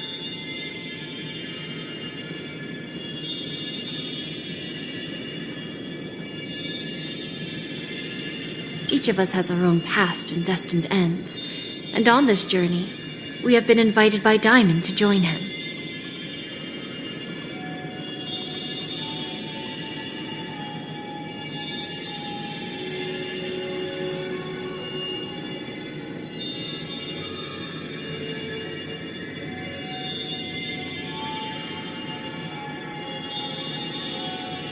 This journey could be either brief or long, as each of us carries a void in our hearts that can only be filled from the outside.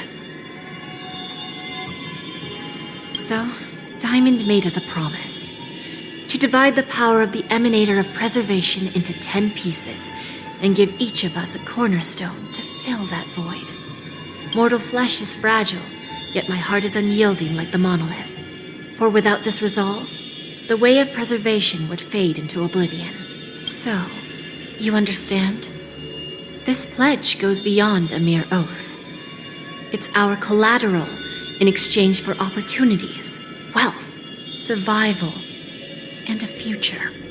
And whatever we gain from it will fortify the Stonehearts in return, allowing us to achieve the great cause of the preservation when the war among the eons eventually comes. I understand. Take your time, child. You don't need to give me an immediate answer. Like I said, patience is one of my greatest strengths. If fate turns that page, our paths will cross again. It's a shame, though, that this pawn shop can't give me what I desire. My last attempt in Penacony. Well, it ends with hope.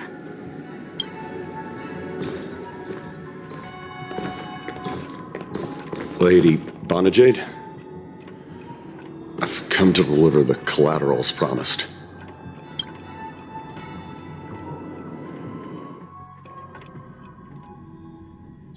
Turns out, the meeting to decide the future of Penacony went much smoother than expected. With little debate. The Charmony Festival's opening ceremony is starting soon. I should head down and take a look. This airship has quite a few treasures, a bountiful harvest.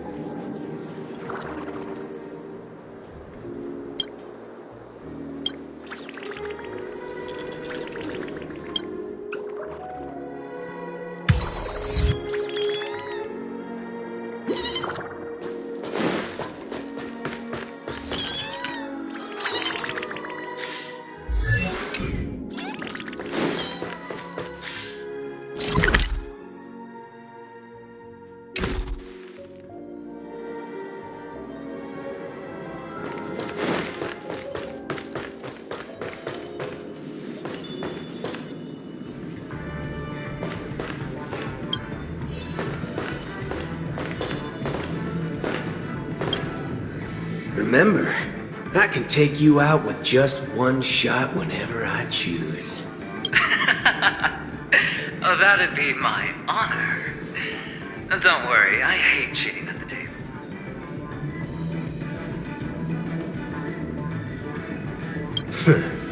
You better. Ah, look who's here. The great hero of the Astral Express. The most dazzling trailblazer in all of Penacony. Oh, you're here too. Long time no see, friend.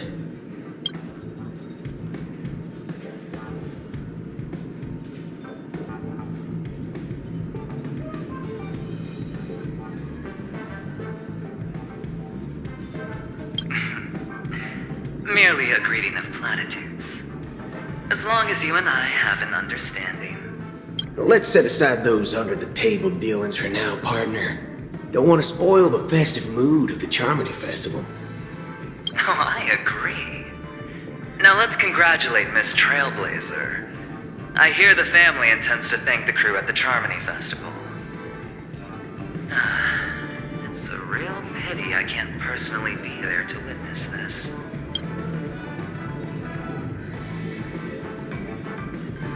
Well, my job was just to give the IPC an opening. Other things aside, I think I did a pretty good job at achieving this. While you were at Dreamflux Reef, we were actually close by. We wouldn't have been able to dig up so much dirty information without the help of a knowledgeable friend. But that emanator didn't pull any punches. My body couldn't hold out too long. Otherwise, this would have been settled in a much cleaner manner.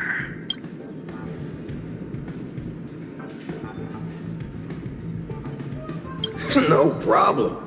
Punishing the wicked and eradicating evil is a top priority. Would have been strange if we sat it out. Making an entrance like that, us Galaxy Rangers are making a comeback. Reckon you'll meet quite a few followers of the hunt on your journey. Do me a favor, and pass on my regards, will ya?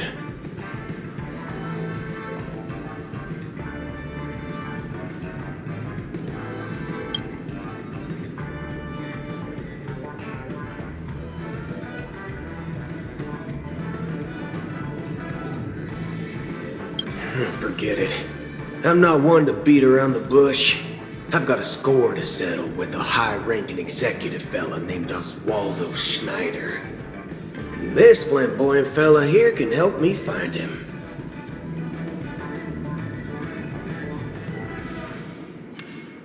The feud between the Marketing Development Department and the Strategic Investment Department is well known across the cosmos.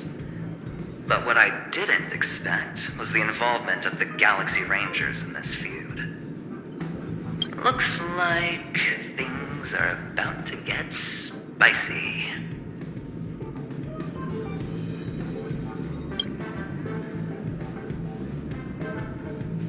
Thank you. And I also hope you enjoy yourself, great hero of Penacony. I'll pass. But I do hope you guys have fun. If you don't mind, let's play a few rounds next time.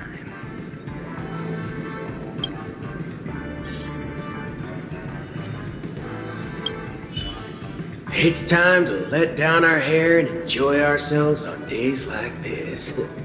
I hope you can enjoy yourself to the fullest, oh great hero of Penacony.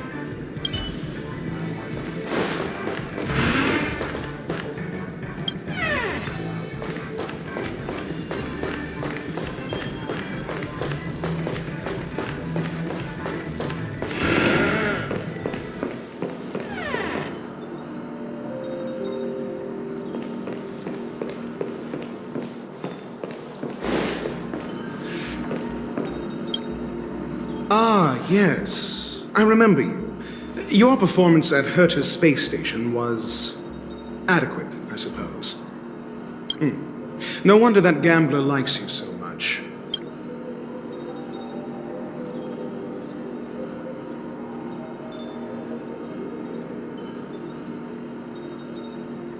The Intelligentsia Guild assigned me to be an invigilator for the IPC's ambassadors. Nothing more than an errand from the Office of Academic Affairs. Very well. The Charmony Festival is about to commence soon. Take advantage of this unique opportunity. A blend of work and play is essential for superior knowledge absorption.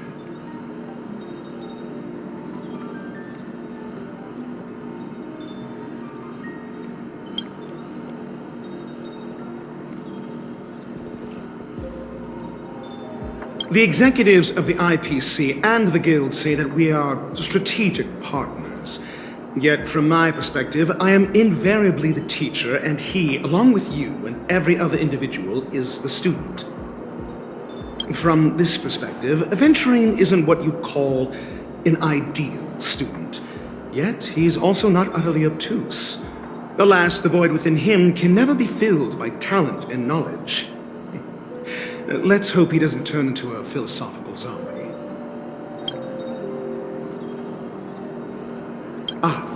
Saying such a thing merely indicates that you have not truly grasped the essence of learning. The principle of balancing work and relaxation is scientifically grounded, with the relevant proof process detailed on page 21 of the 31,467th issue of the academic journal Star Caesar. Acquiring knowledge aims to enhance living. Don't invert priorities like those dolts at the guild.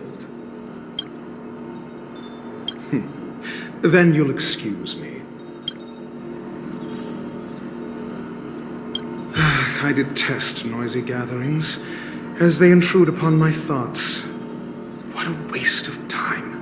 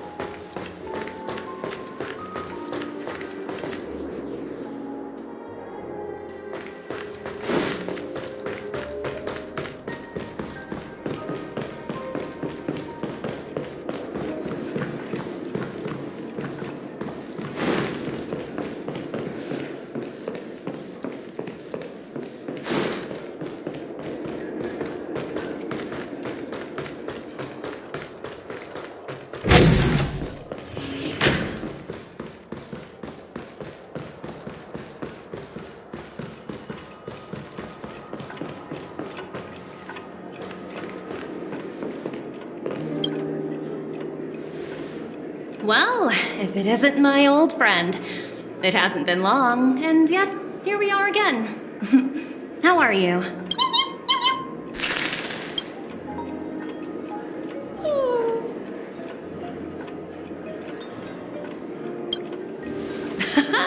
That's what I thought. I heard you guys pulled off a big stunt, cutting down the Oak family in one fell swoop. Such a pity I couldn't be there, or else I would have lent a helping hand. Look how bustling this ship is. Not bad. Someday when I'm less tied up, I plan to host a grand party on my eco-ship, and you'll all be on the guest list.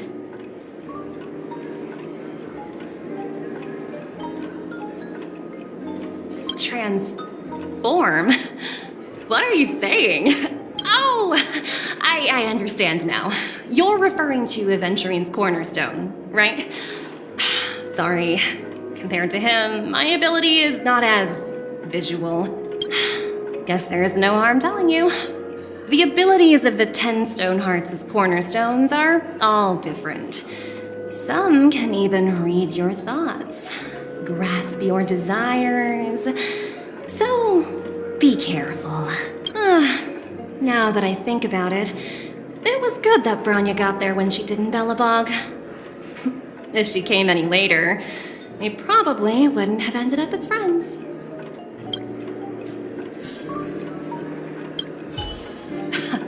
Look how bustling this ship is. Not bad.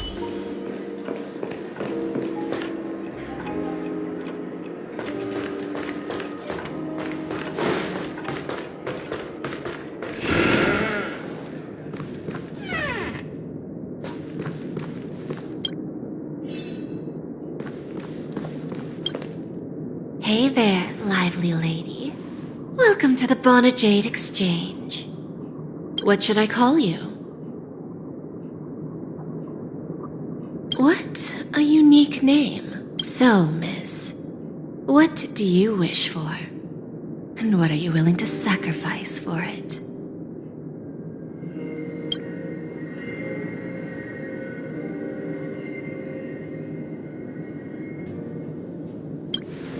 Oh, this is your wish.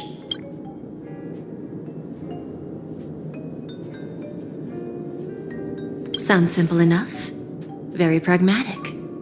Then, let's discuss the cost. To fulfill this wish, the thing I need is simple. The tail of an animal.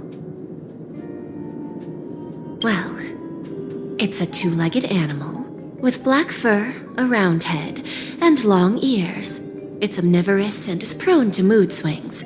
Most importantly, it has mastered the human language and can communicate.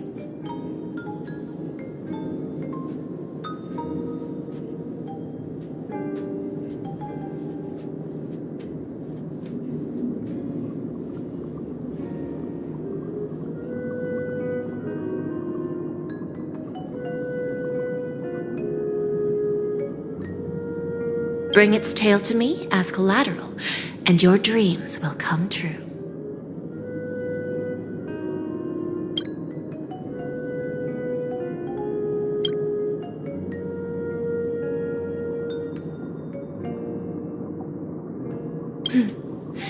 May fate bring us together again, Miss Trailblazer.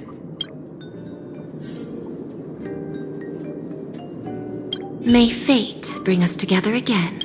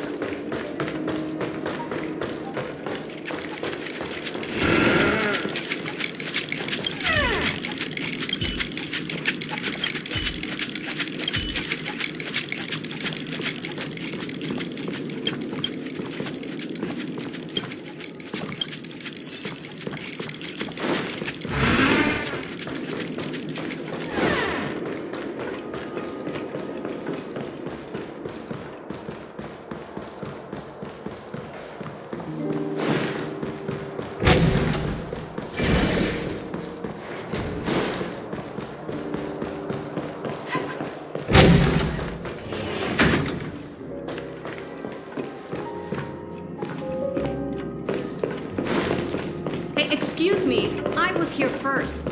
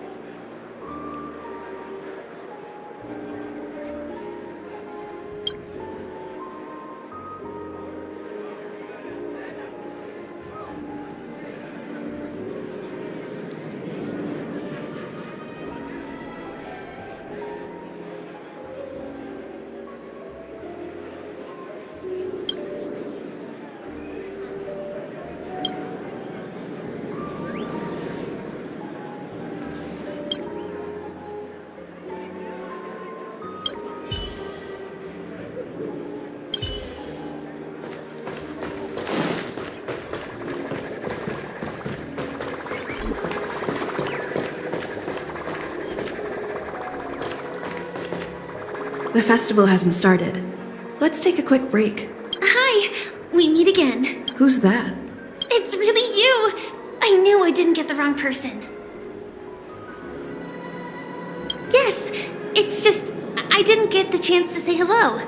There's still some time before the Charmony Festival starts. Do you want to chat?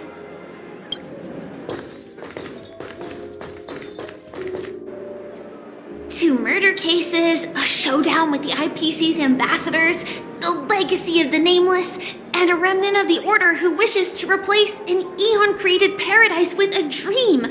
You guys even ended up shattering the dream. It's truly been quite a vacation. It's a good thing that you guys managed to overcome all those difficult problems. Congratulations! After the Charmony Festival's opening, will you guys be leaving again? There will always be somewhere. After all, you guys are on the path of the Trailblaze. Before joining the Stellaron Hunters, Elio told me that this journey will tell me how to live on. That's all he said. As for the rest, it's up to me to find out. So, I'll pay extra attention to any leads that will let me live on. This trip to Penacony is no different.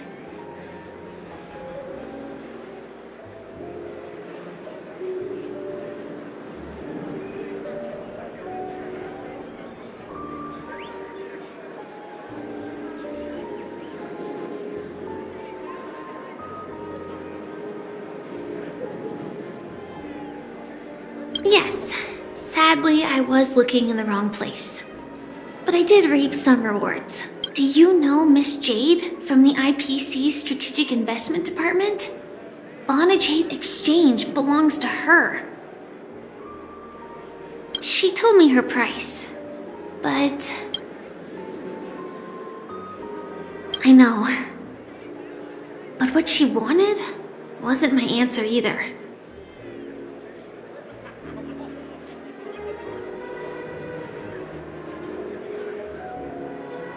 Of course, I want to live on. But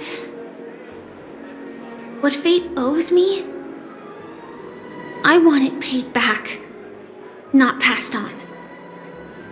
No one else should be involved because this is a grudge between me and fate. Speaking of which, actually, I feel that I still owe you a formal apology for that matter with the performer of the Iris family. Even the smallest of lies can turn into a betrayal as sharp as a blade. I'm sorry.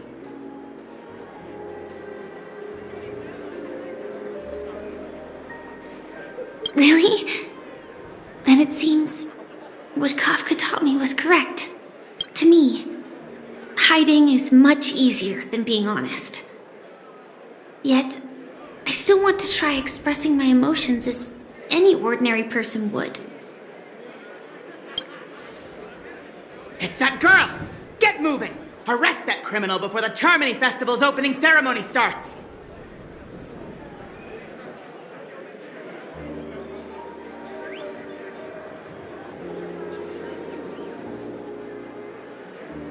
I can't believe they've chased me this far. Looks like we have to say our goodbyes. Don't worry about me, just go and enjoy the ceremony. The script hasn't reached its end yet. We will meet again. I hope she's okay. But if it's only those two hounds again, she'll probably be fine. I'll send a message later to check in on her. Let's go attend the Charmony Festival first.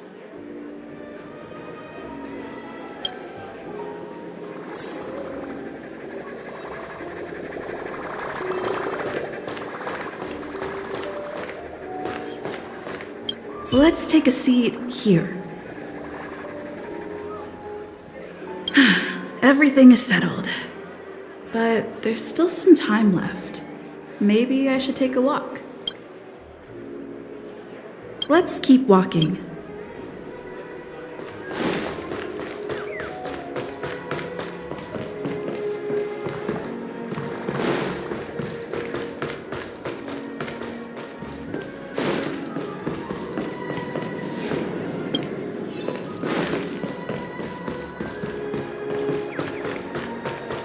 Let's take a seat. Forget it. I've done enough walking around already. Let's take a seat and rest for a while.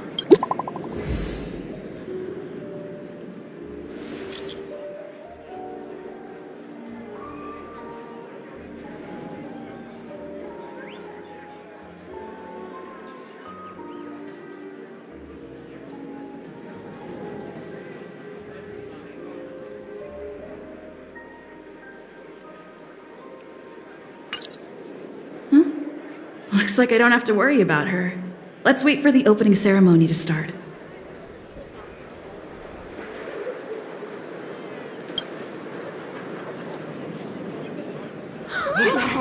It's Miss Robin! Hey, Miss Robin! Hey, Miss Robin! Over here, Miss Robin! Miss Robin! Miss Robin!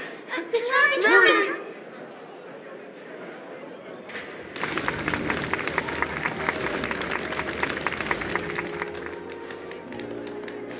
Distinguished guests, fellow family members, ladies, gentlemen, and friends from all over the cosmos. It's a pleasure to join you all in celebrating the grandest ceremony of the Amber Era, the Charmony Festival. Firstly, on behalf of the Penacony family's 5 major lineages,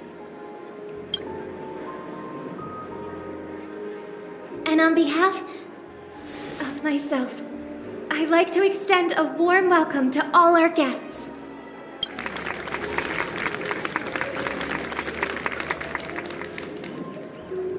As you all may have noticed, this year's Charmony Festival is far from regular. Thanks to the efforts of everyone, this celebration is unprecedented in scale, with factions from across the cosmos in attendance. Not only that, the customary opening ceremony held at the Penacony Grand Theater has now moved to the Radiant Feldspar, the very airship you all stand upon.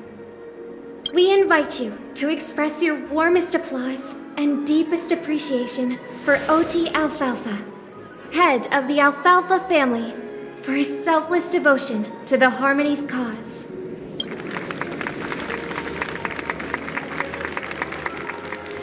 What makes this festival so uniquely significant? As is widely known, the Radiant Feldspar had to halt its voyage due to an anomaly in the Sweet Dream, sparking widespread discussion in the 12 hours. Thanks to the hard work of Penacony's internal and external factions, we've finally gotten the dreamscape back on track, just in time for the Charmony Festival. And as they say, good things come in pairs. The Charmony Festival not only celebrates this achievement, but also marks the relaunch of the Radiant Feldspar.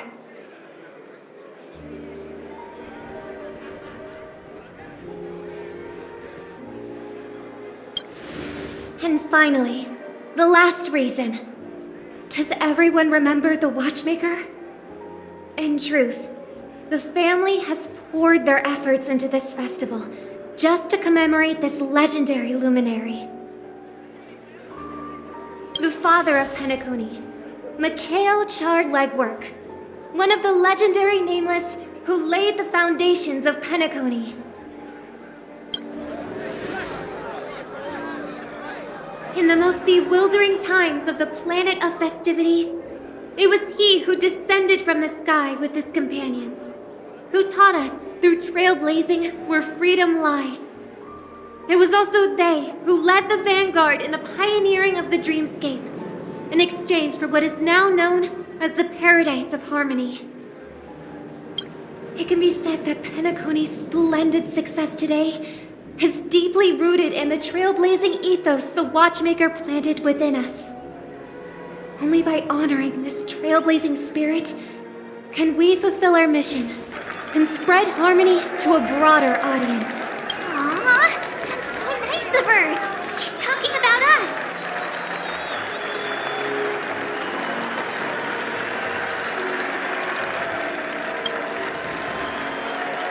That's right, unparalleled.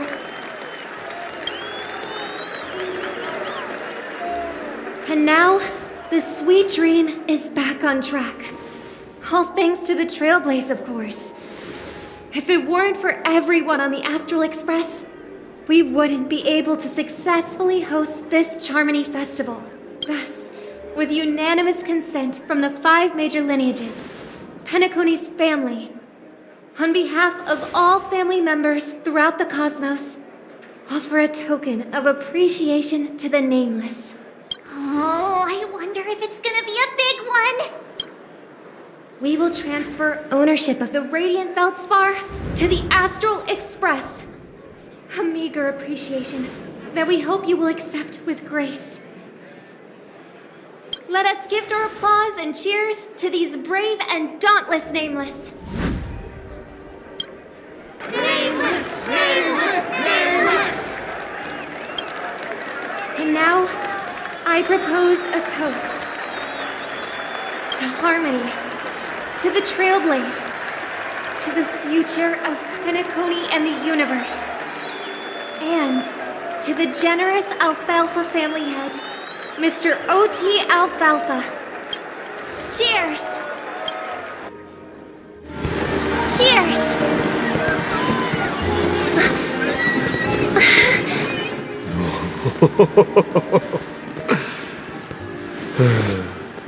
To make a decision like that. This little bird is no less capable than her brother. All's well. Right. But have you forgotten someone, my gray-haired friend? I put a bomb on this ship. You have 10 minutes to find it. Better hurry.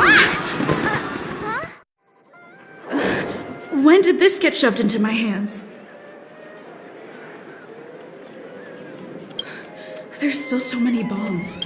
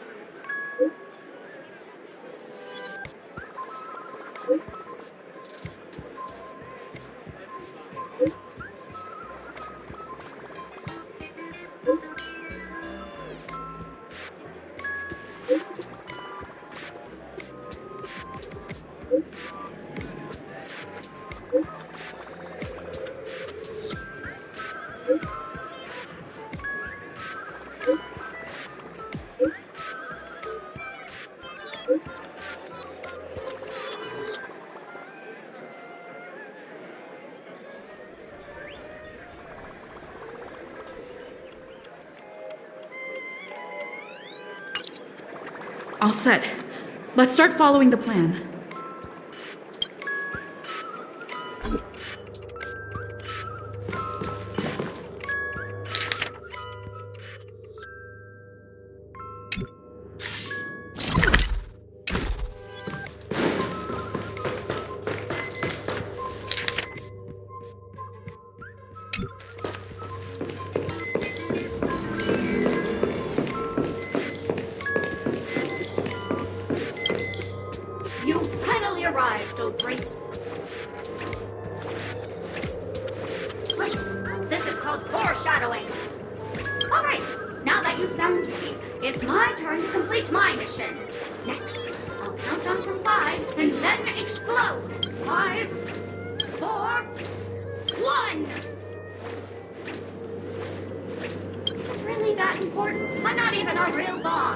Was it surprising? Shocking? Horrifying? No? Really? Fine. That's too bad then. You really need to learn this in Berloga.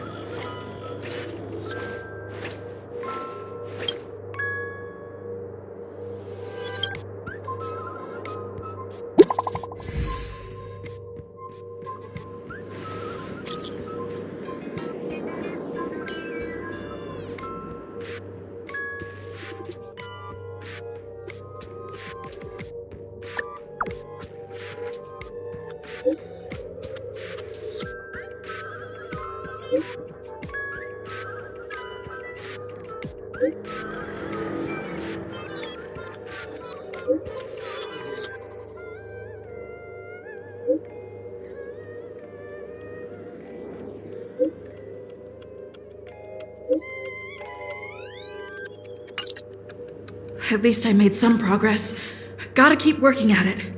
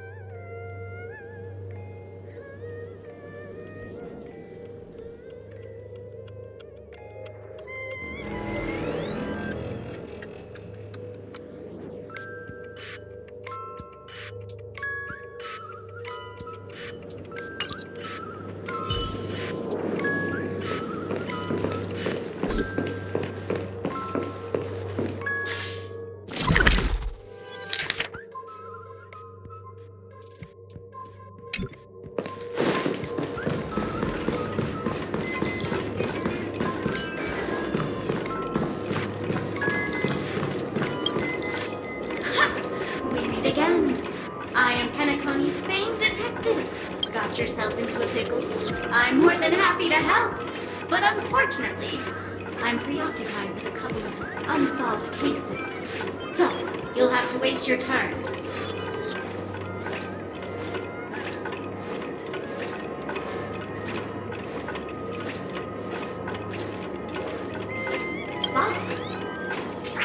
It completely slipped my mind. Dr. Boom specializes in explosives. I need your help, miss. You've had quite a few run-ins with Dr. Boom. And with the recent bomb situation, you're bound to find evidence that proves Dr. Boom is the killer. The first case is the Soul Glad Factory arson case. We found a hammer, a doll, and half a liter of unidentified fluid at the scene of the crime. Our forensics results show it's a red herring.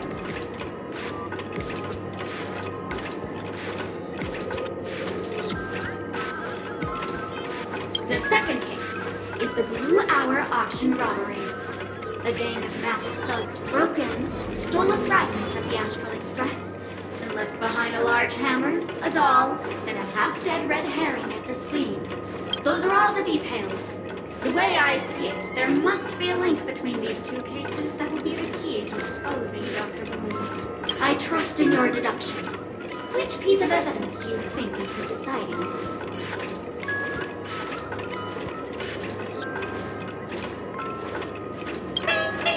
Correct answer! You're good, gray hair. Your mind is pretty sharp. Seeing as you've put in so much effort, I'll throw you a bone. The bomb's not here. This is only a prank I've craftily set up. Hurry, time's running out. You better find that real bomb quickly.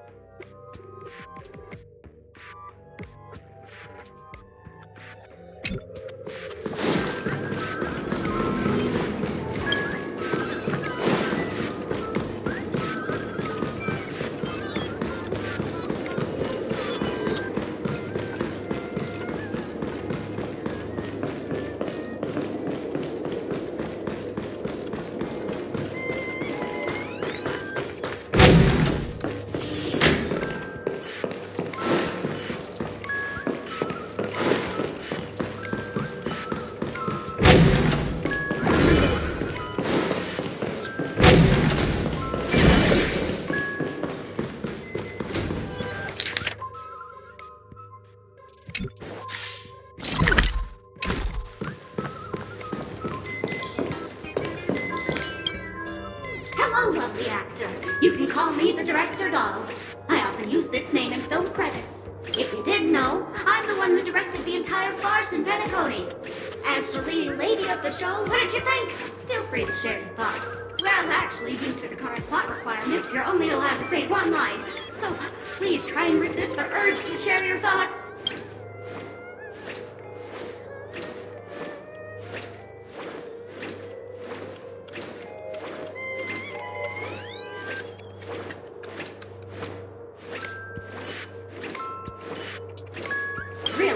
You really have no questions? Okay then. Since you're done asking questions and I'm done answering, according to the script, I must reveal to you the fact that there's no bomb here at all, thus causing you to want to kick yourself for spending this whole time listening to me prattling on, after which we will part ways. But don't fret, I've also prepared a gift for you.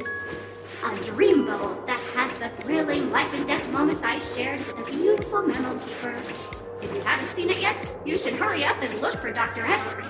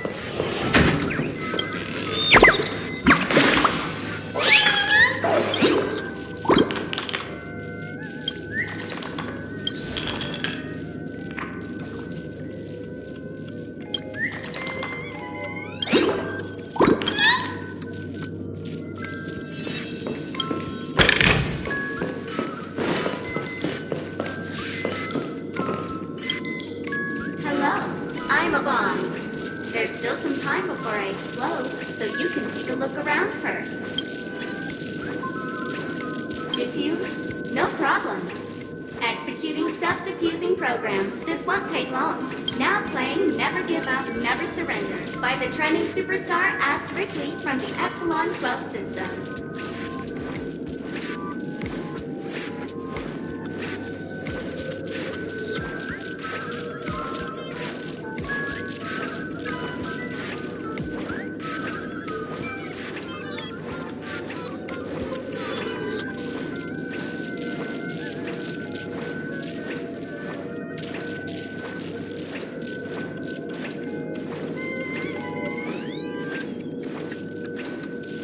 Oh, hang on.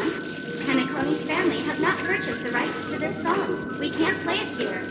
How about this? I'll recite it for you. Next up, please enjoy a recital of Never Give Up, Never Surrender.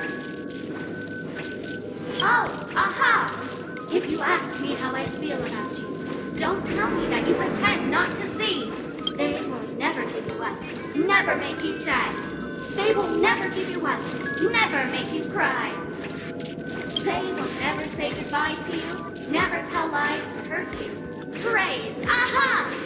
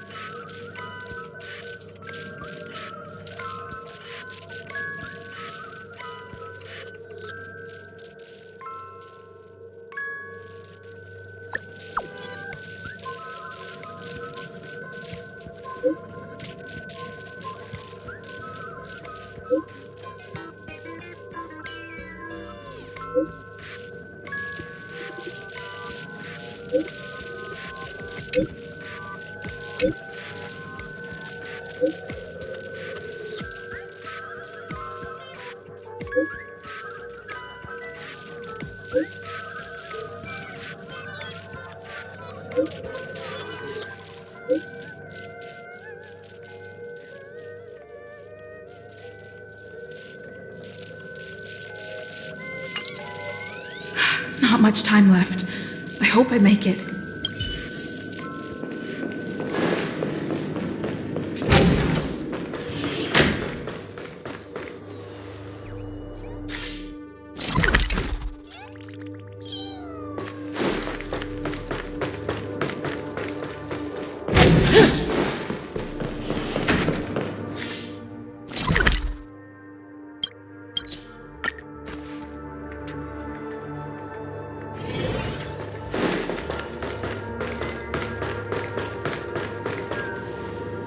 Minutes 46 seconds. 28 minutes 45 seconds. You're here!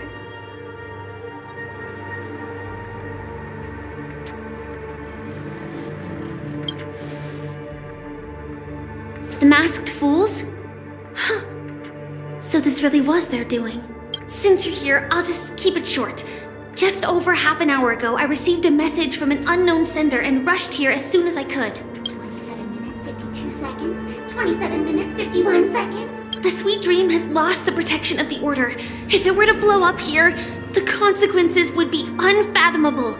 I've scrutinized it for a long time, but the bomb's design is incredibly unique, as if it's been locked by some mysterious path force. Apart from its creator, I fear no one knows how to deactivate it.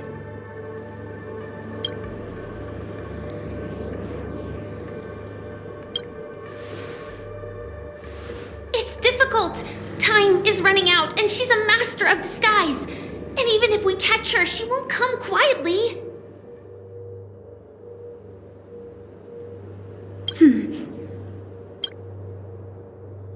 Actually, there might be another way. Do you still remember? The script said that I will experience death 3 times in the Land of Dreams.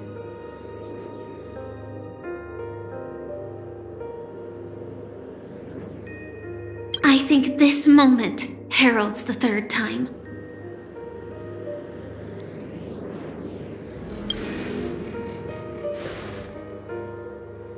You may already know that I have no way of evoking dreams. I employ a Stellaron Hunter's special method in order to enter dreams instead. This allows me to perform feats that typical dream chasers can't. As long as I can bear the pain of the Memoria pressure, I'll be able to dive into the primal memory zone beyond the dream and extend a lifeline to the radiant feldspar. I will take this bomb into the depths of the dreamscape, as deep as possible where there are no living souls around. That way, at least no one will get hurt.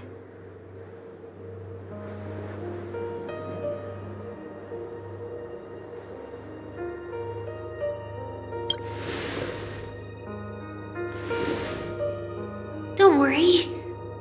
I believe that this Firefly armor will be enough to take me to where I need to go before the countdown ends. And maybe even make it back safely. At present, this is our best and most logical course of action. After all, a long story deserves a happy ending. I have some words to share with you, though they were spoken to me by Miss Acheron. She said that the so-called impossible is merely something that is yet to happen. At the moment, there are so many things that seem impossible, but are they really never going to happen? Maybe it's just that the moment to disprove these impossibilities hasn't arrived yet. Whether it be a literal ending, suffering akin to death, or a harrowing deathscape. Before the appointed destination arrives, they are all the same. Yet I can still make myriad choices. I also firmly believe that when that moment arrives for us to make a choice, the answer to our end will already be within our hearts. It is not destiny that shapes us, but we who shape destiny. The Astral Express and the Stellaron Hunters are like light and shadow. We walk on different paths, intertwined, moving forward and growing together. Maybe the end is predestined, but it is not today. Since things are going too well, let's speed up the countdown. Human life is short, just like fireflies to a flame. So if you have an answer in your heart, always remember, don't leave with any regrets. We have this right, don't we?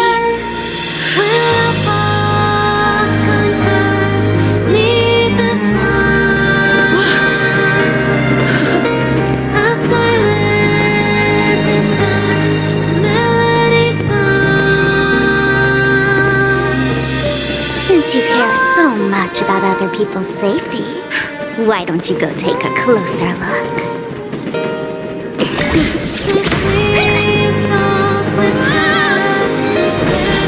You see, everything is possible in this land of dreams. We each came here with our own goals and realized them in unimaginable ways. Regardless if the result was a sweet illusion or a bitter reality. It was an answer we longed for day and night. So, why do people choose to slumber? I think it's as you said. Because in the end, we will wake up from our dreams.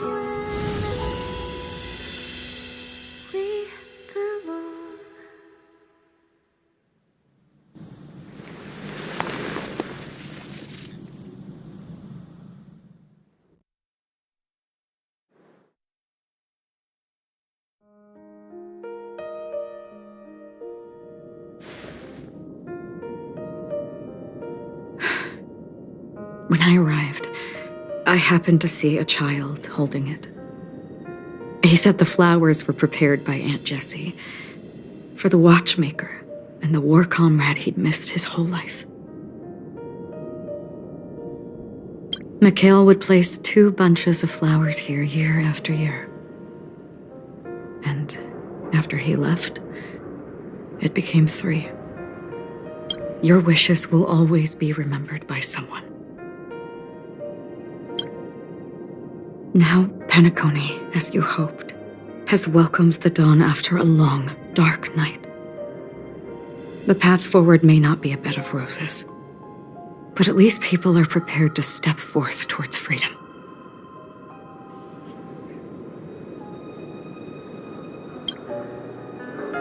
Tiernan, you can go home now. While the Nameless are also preparing for the next stop of their voyage.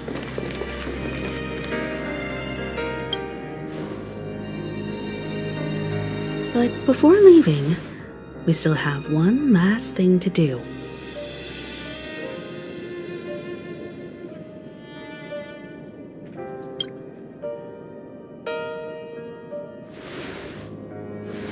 It is my honor. I've said many goodbyes. Yet I am glad that this is the first time I speak these words with a smile. But before leaving, I'm sure you all have plenty to say to the Nameless of the past. A fitting end to the tale of the departed. One could not ask for a better farewell. Go on. They're all here.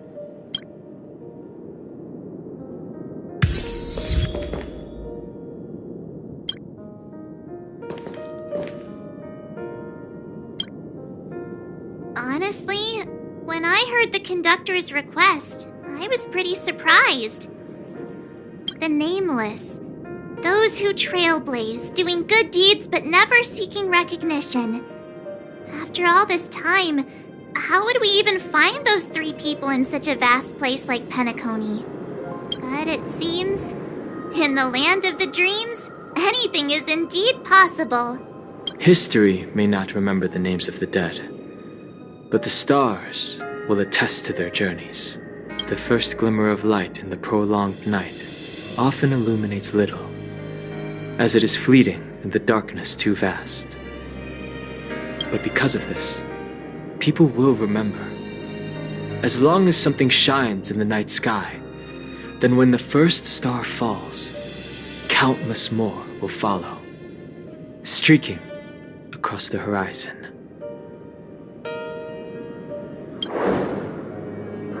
Brooklyn Tiernan, Rosalina Jane Estella, we raise a toast to you, Trailblazers of the Silver Rail. A toast to history that no longer remains silent. The passionate and courageous pursuit, and a voyage that traverses the stars.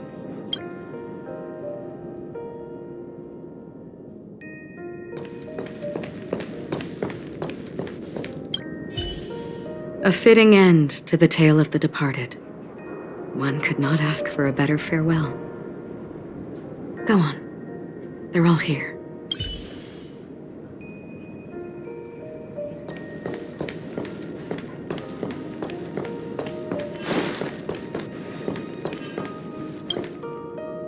That statue. It wasn't here last time. Looks like this is the last riddle that Mr. Gallagher left for us. In the end, we still failed to figure out his true identity, or if he was even a living person. What should I say? I mean, this guy is definitely a history fictionologist, all right. I'm suddenly reminded of the time at the theme park when he said he was only 13 years old. Could that have meant something too? Either way, he's an enigmatic character for sure. At least our journey together in Penacony was real enough. And his loyalty and love for this land must have been real too, right? Gallagher, we raise a toast to you, the slumbering hound. To the festival's invitation, to all lies and the singular truth.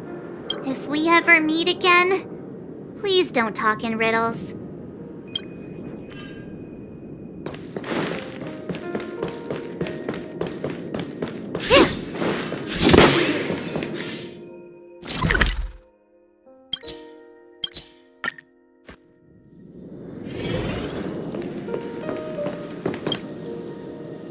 Is the astralexpress ready to depart Penacony? Apologies, Mr. Mika, that we are only now bidding you farewell. Oh, that's all right.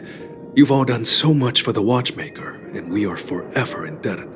Allow me, as the representative of Dreamflux Reef, to make another toast to all the Nameless. What will the people of Dreamflux Reef do now? Many will continue to live here.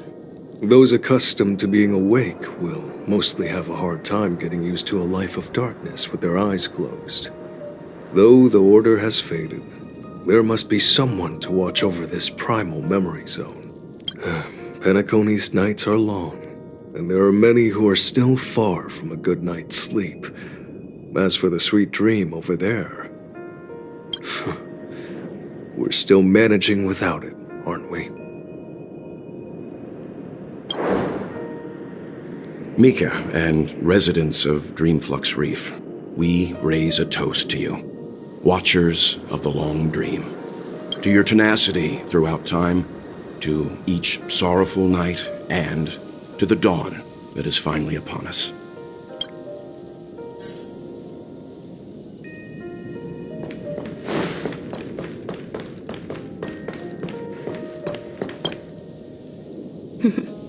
In the end, we still came full circle.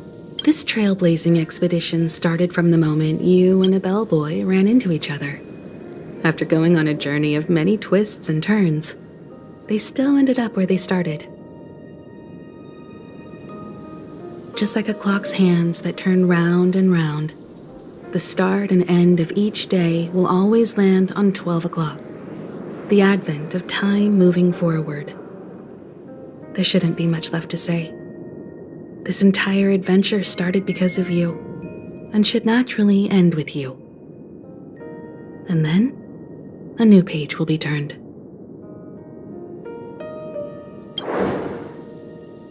Mikhail Char Legwork, we raise a toast to you, Watchmaker of the Land of the Dreams, Nameless of the astralexpress. To Penacony's past, present, future, and the child's unwavering dream unto death. With that, our duty as Nameless should be complete, right? The Trailblaze can illuminate the way. But ultimately, the future of a world belongs to those who live in it.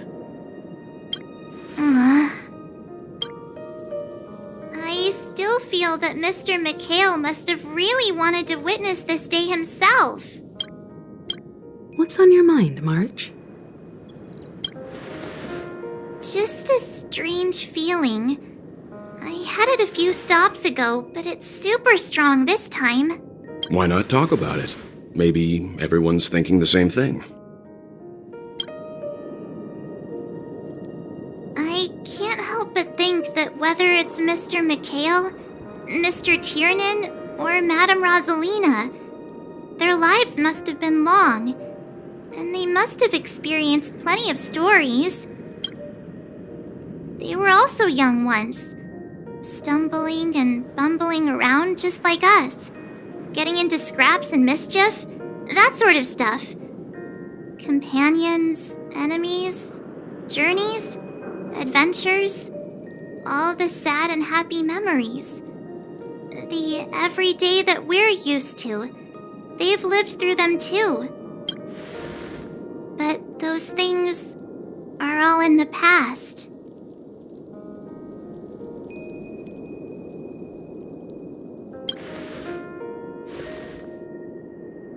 I know, but the thing that I can't get out of my mind is the present. It'll be easier to understand if I use an analogy. Like when you're reading a book. If one of its characters keeps running into obstacles and experiences an ending full of regrets, we're bound to feel a bit mixed about it, right?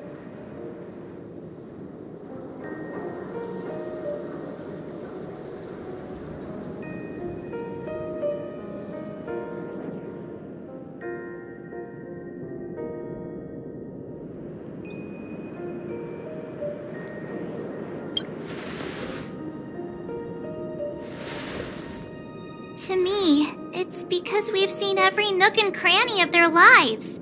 We see these people as special. So, even if there are parts of it that aren't really realistic nor logical, we still hope that their story gets a good ending when it comes. But what if they and we aren't really that special? When Mr. McHale sat in this chair, waiting for the Astral Express to arrive every day, what was he thinking? And if, at the end of his life, he could still firmly say he had no regrets, then what is this regret we feel in our hearts right now? I think each and every one of us is searching for the answer to this very question. The universe is vast, and our lives are but specks. The Trailblaze never ends, but against the backdrop of the cosmos, the average person's lifelong journey is merely a short stretch. But it is in this minuscule distance that paths cross and countless worlds connect. The universe may not remember every person who leaves a tie along the silver rail, but we will. As long as we remember, their stories will never end. And what Mr. McHale has left for us is his answer to this very question. It may not be perfect, but it left a smile on this storied, jaded old Nameless's face at the end of his life. And its meaning will be interpreted by those who come after us. It's not the answer that's important, but what we can learn from others' answers, right? This is what trailblazing is. Sure. I'm really sorry for bringing down the vibe. Quick, Don Hung, tell us a dad joke to lighten the mood.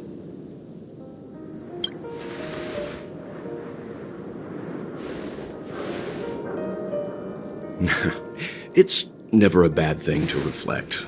One day we'll all have to face our own farewells. But before that, we still have a long way ahead of us together.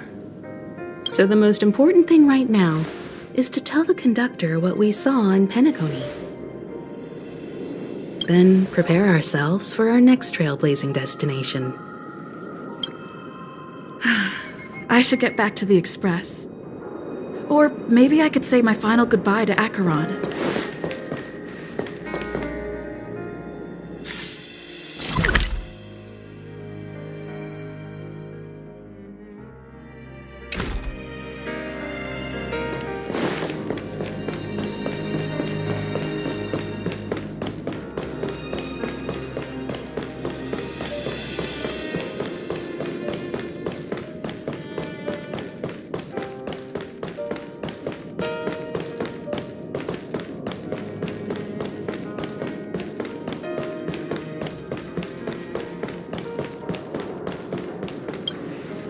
Do you still remember when we first arrived in Penacony? Who would have thought our paths would cross in such a way?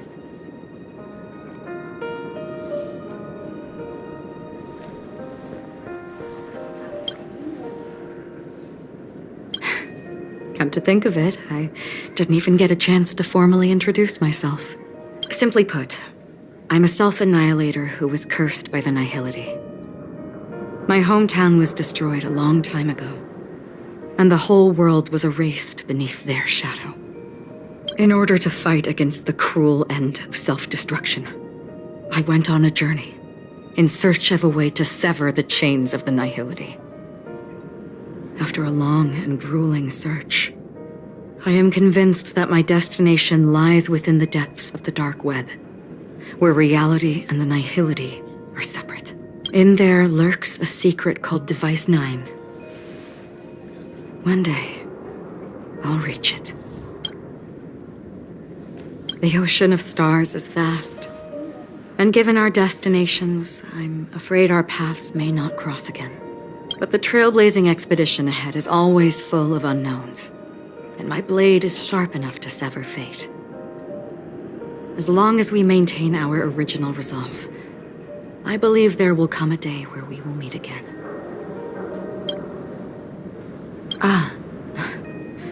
In that case, I must apologize for my rudeness.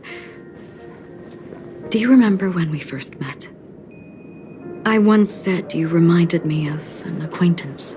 Because of the Self-Annihilator's curse, my memories are stripped away, blurring my past. And after our journey together, what I originally thought were familiar feelings were merely illusions. I believe this was truly our first meeting.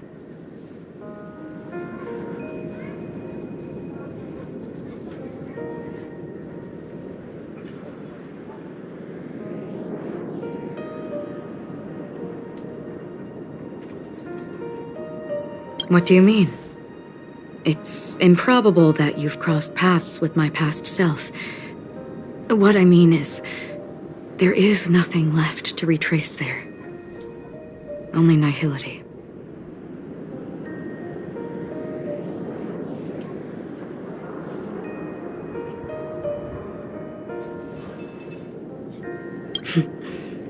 That is true. Our memories make us who we are. And all memories originate from the now. As for the future, it's already taking root in the now, isn't it? Because of the self-annihilation. That's right. What matters more is not who I am, but what we have done together. This story will forever be etched in my heart.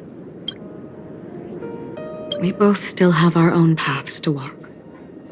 So let's forge ahead. Hopefully, if we meet again, it'll be beneath clear skies.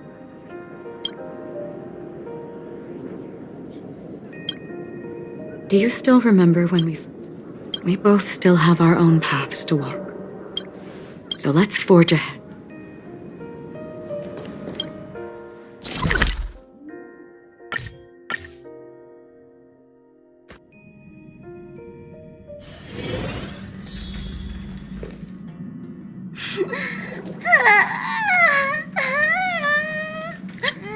There. Chin up, Pom-Pom. Don't be sad.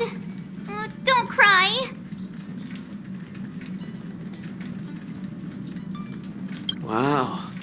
Your method of consolation is truly unsophisticated.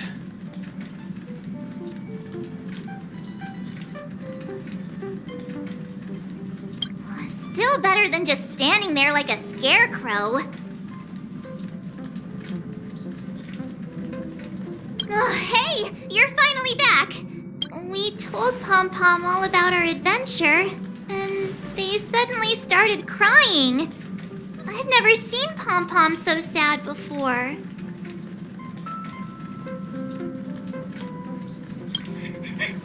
The conductor never cries.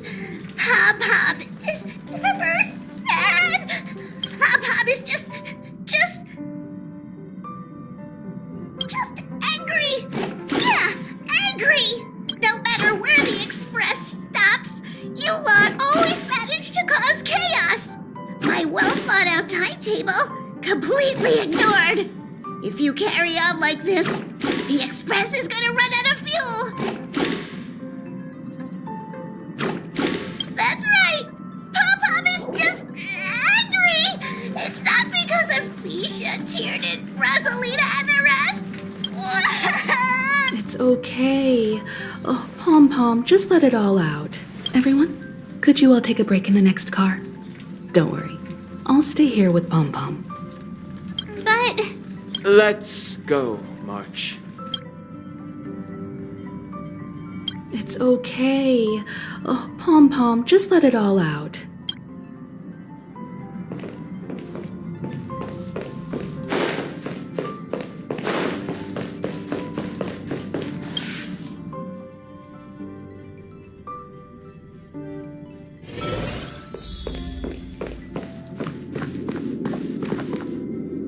I never expected Pom-Pom would be so distraught. Those three Nameless must have meant a lot to Pom-Pom.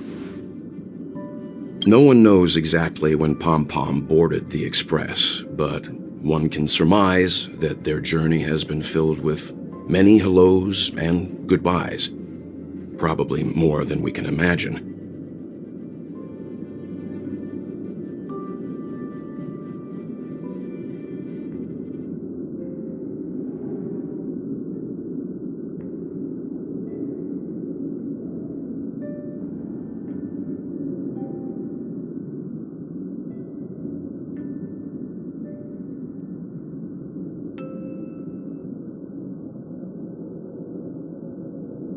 The fact that they're crying so hard is probably a good sign. It proves that Pom Pom's emotions haven't become dulled by the grind of time.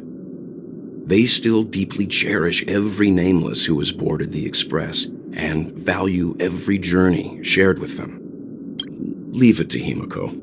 When it comes to comforting, there's no one better on the Express.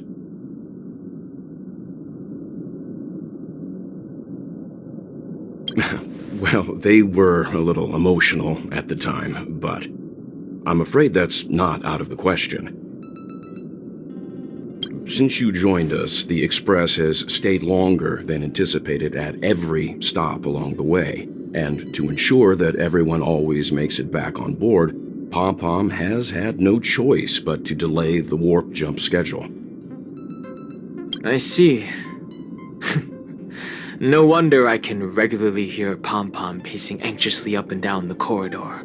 Turns out Pom Pom's been silently putting in a lot of work for us. Wow. Different from typical vehicles, the Astralexpress converts every Trailblaze into the energy it needs to run. Ideally, as long as trailblazing expeditions continue without interruption, the Express will receive a constant flow of energy, much like a perpetual motion machine. But because of our previous encounters, fuel is being used up much faster than expected. We can probably only pull off 2 more warp jumps at most. Only 2 more? Isn't that super risky? Oh, I don't want to become an ice cube floating around in space again.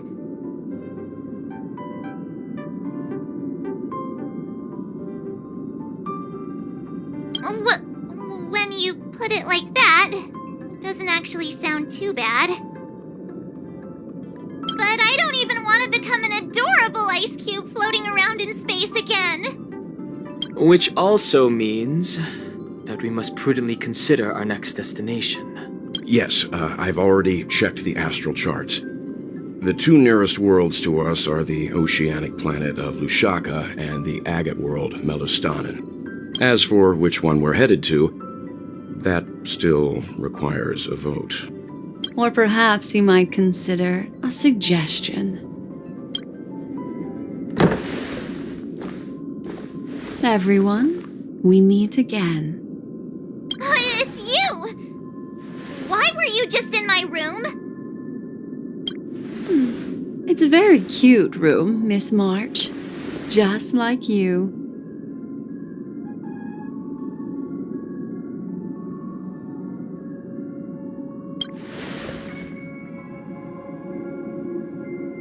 Memo Keeper, let's put aside how you managed to sneak past everyone and board the Express for now. You mentioned a suggestion. I accidentally overheard how the Express obtains fuel. I just wanted to chat with everyone to see if we could work together.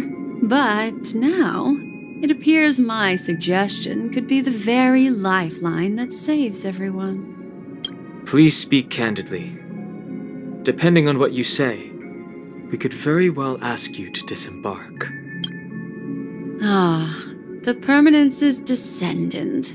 What a charming little dragon, especially with those mired memories of yours. But I digress.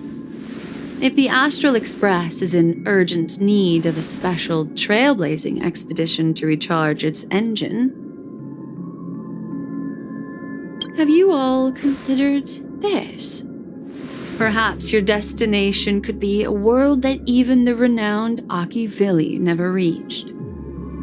Should you be able to lay down a new stretch of silver rail, the Express may never have to worry about energy ever again. Trailblazing to a world that even Achevili has never been to? Is that possible? Continue, Memo Keeper. This destination of which you speak, what sort of world is it? A world that many across the universe don't even know exists. A world hidden away from outside observation. Its presence only revealed by the light from the mirror of the Garden of Recollection. A world fettered by 3 paths, its destiny hanging in the balance. The Eternal Land, Amphorius.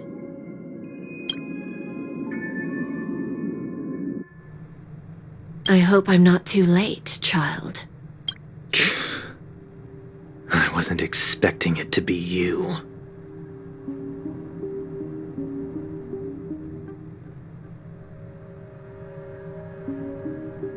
Don't you know how many sentry posts the family has built? And how hard it is to get you out of here? Looks like my time's up. What do you mean?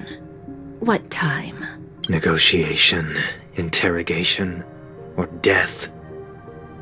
My fate lies entirely in your hands, Lady Bonajade. The dance is done. Why bother with the compassionate pretense and give someone who's about to die the chance to talk? Despite your fall from grace, you still look well. I'm very glad to see that you're so full of verve. Do not insult my pride with half-veiled sarcasm. Have you specially come to see me just to sate your vile vanity? Oh, of course not. I merely came to fulfill your younger sister's wishes, to offer you a generous trade. That is, if you're willing to accept. Robin? To build a true haven where everyone can attain peace. That's the oath between you siblings, isn't it? If I told you there was still a chance to realize this vow, would you be willing to talk to me then? I recognize the gravity of this question, which is why you don't have to answer me right now. Go now. You are free, O Chosen One, who dare to exceed his bounds, sever your wings, descend to the mortal realm, and walk their lands. See what this world is truly like. I will not accept your charity. As I mentioned earlier, it's a trade, and you don't have to give me an answer right now. Rewards are not reaped in a day, and if there's one thing I'm best at, it's waiting. The sweet dream still continues, and the night is still long. You have plenty of time to contemplate your answer. A word of advice for you before we part ways. A word of warning from someone who's been in your shoes before. Life is too short to miss out on golden opportunities.